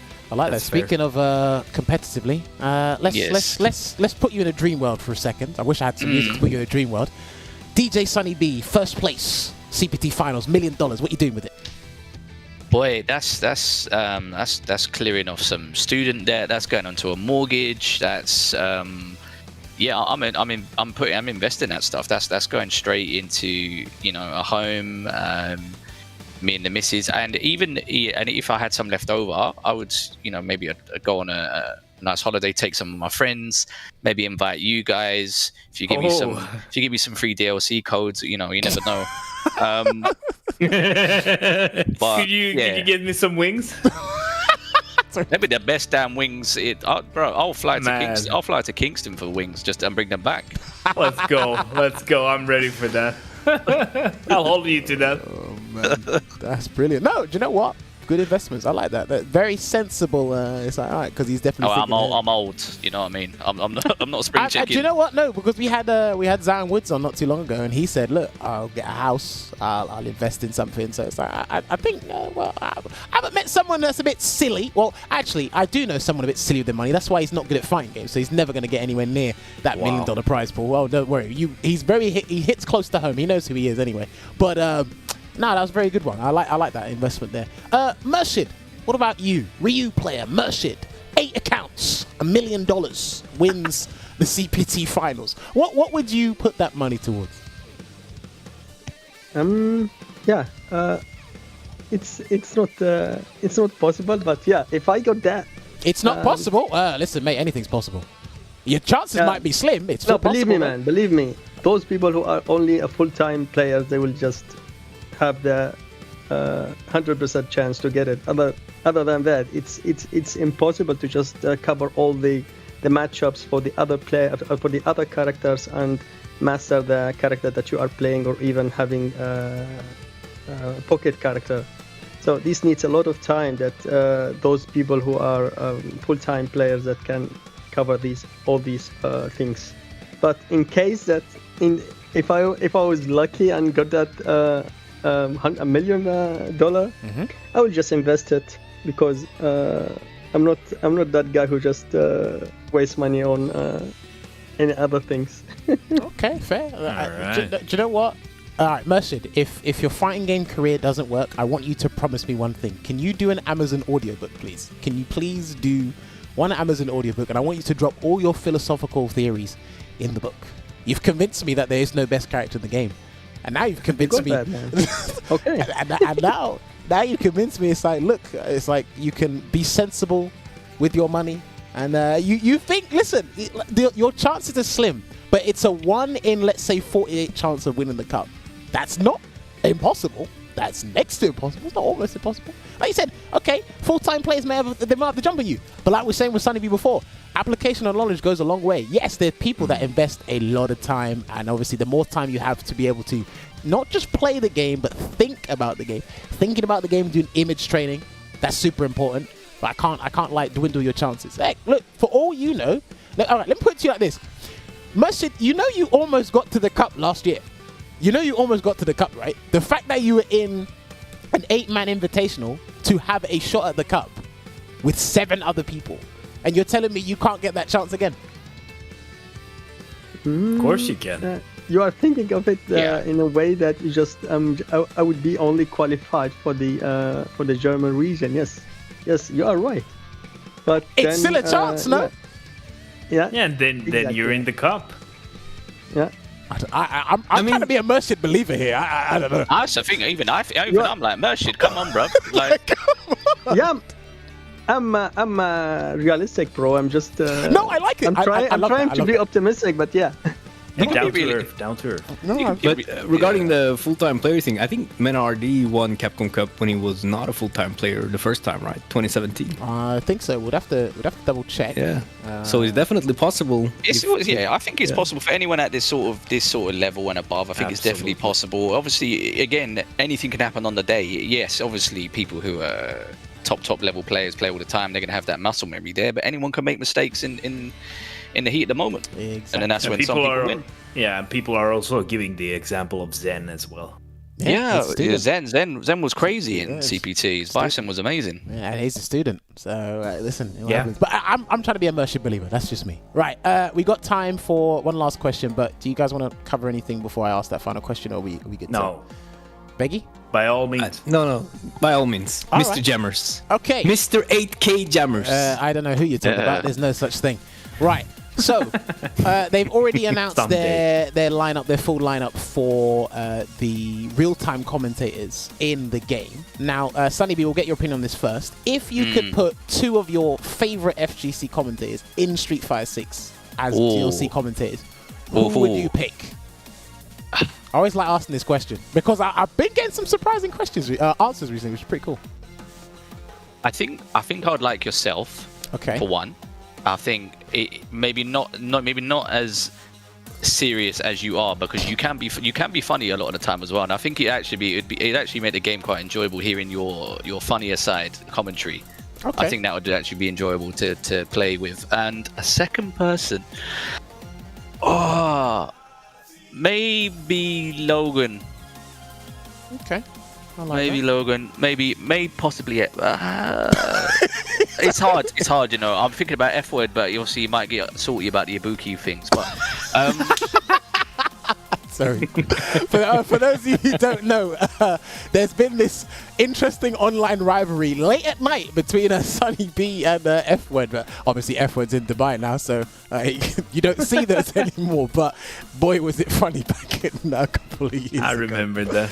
Oh man, that was funny. I mean, like, look, you know, I always ask two, because it's like, okay, you got to really slim it down, because usually they could turn them into pairing, SonnyB. So it could be, there could be a pairing pack, a DLC pack coming in. So it's always interesting.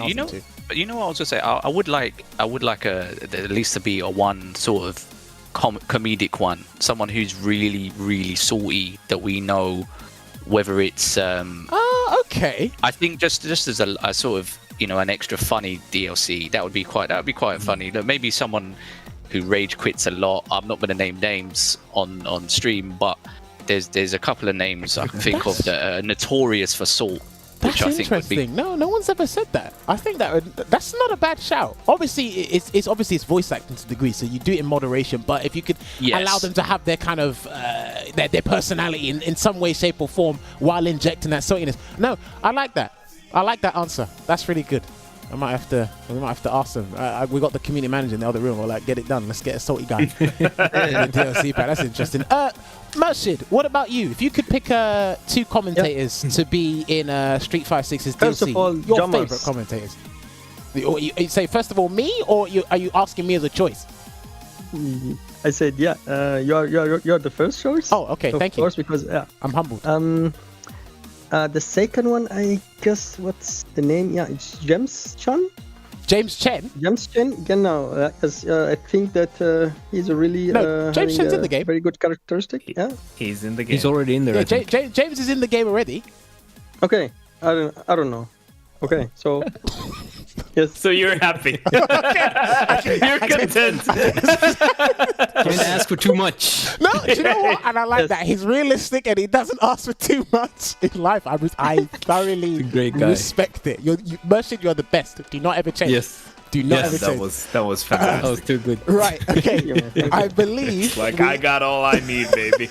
I believe we are just about out of time. So, Richard, can you put these guys the fight card on so people know where to follow these two? Please give these guys a follow. They are playing Street Fighter 5 now. You will see them playing Street Fighter 6. There are their Twitter handles. These guys. It was great to talk to these guys. I always like talking to people that come on the show and hearing their different opinions and answers in general. But yes, gentlemen, before we let you go, the podium is yours. So feel free to thank anyone, shout at anyone. It is all yours, as long as it's within moderation. I did get in trouble for that one. So, djSonnyB, you first. Obviously shout out to yourselves. It's always fun talking to you guys. Veggey, still handsome.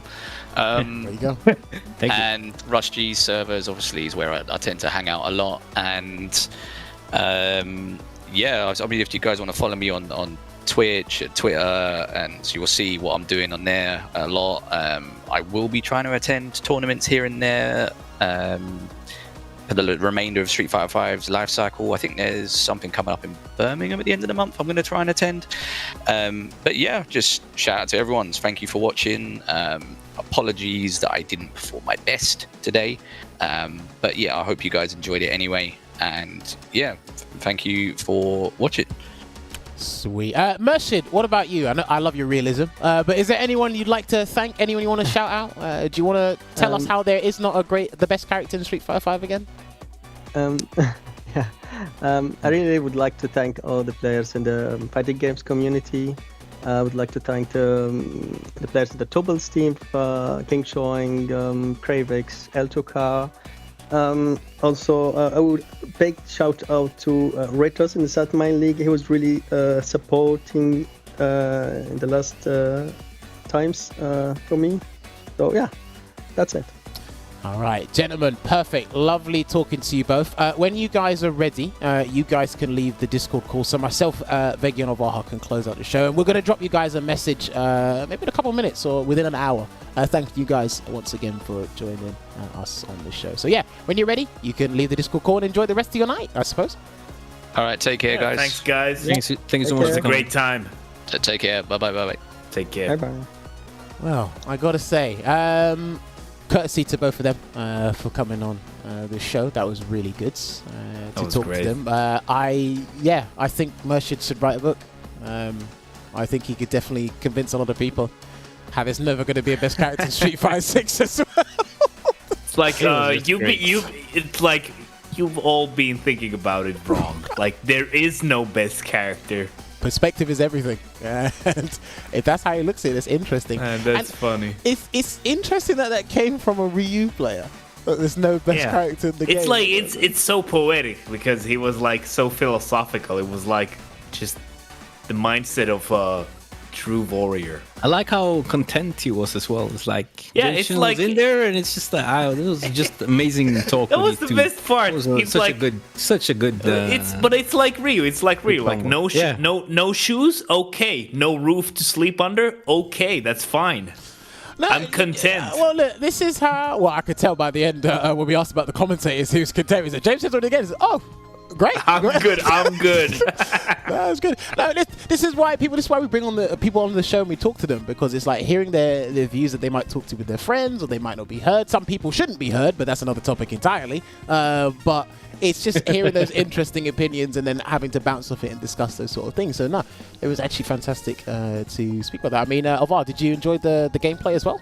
Back that up. Yes, I did. I like we've been talking about this the whole evening. Like this matchup is just really fun to watch. It's something about Street Fighter 5 that you don't really see that often. You don't see that fireball war going on a lot in this game. So like when you get that, it's like it's nice and cozy and familiar, but also different because it's fun compared to nice and cozy. Games. I love it. I'm all about nice and cozy, man. It's cozy time. I like, is it absolutely. Get your blankies. Hey, as long as it's you know what? As long as it's an electric blanket. Electric blankets, don't mess with them. They're actually pretty damn good. Veggey, what about you? Did you enjoy the set as well? I enjoyed the set a lot. I wish it could have lasted longer. I mean, it definitely had the potential to do that. There was a lot of close rounds. Yeah. And it's just something about watching how many fireballs can you throw before the other person jumps. It's really exciting because it's like fireball, wait, fireball, wait, fireball, and then explosion things happening. It's really great. It was a great change of like matchup pace, if I can say that. So I enjoyed it a lot. Change of pace, indeed. All right, so, ladies and gentlemen, how about you, Jammerz? We must not forget about Jammerz. Yeah. Sorry. Come on, man. I don't say that you forget about me. I care about your opinions more than you guys care about mine. That's how things go around here. No. What do you mean, no? We care about your opinion. Okay. We're just kind of slow, so we realize that later. It's like, oh, we care, but we're just slow. Anyway, no, it was fun. I again, that's one of those matchups where I guess you get to see who's more of a risk taker. You know that it's a textbook matchup, but then you basically have to skip to chapter 4 instead of starting from chapter 1. If that makes any sense. I'm taking the shortcut. Well, listen, when you have to take a shortcut, you got to pay for it, and he paid with his life bar. So that's a resource, baby. It is to grapplers if they have the abundance of health. But again, that's the grappler mindset, baby. So, some characters don't have that luxury, indeed. But yes, you know what? You guys have the luxury of doing. You have the luxury of pre-ordering Street Fighter 6. So we do have the graphic. We can put it up for you guys now. June 2nd is when the game comes out. It is 6 weeks, roughly 6 weeks away. Yes, you have the luxury of pre-ordering. If you haven't done it, get on Steam, get on PlayStation Network, get on Xbox. Whoever plays them, actually, to be fair, Game Pass is actually fantastic. I will not judge. It was good. Make sure you get pre-ordering the game. I want you guys to be playing it at midnight, day 1 of the game's release. We're going to be, hopefully, all of us get to enjoy it on day 1. And again, it's going to be interesting to see how the game unfolds. There's 3 editions to the game: Standard Edition, Deluxe Edition, and Ultimate Edition.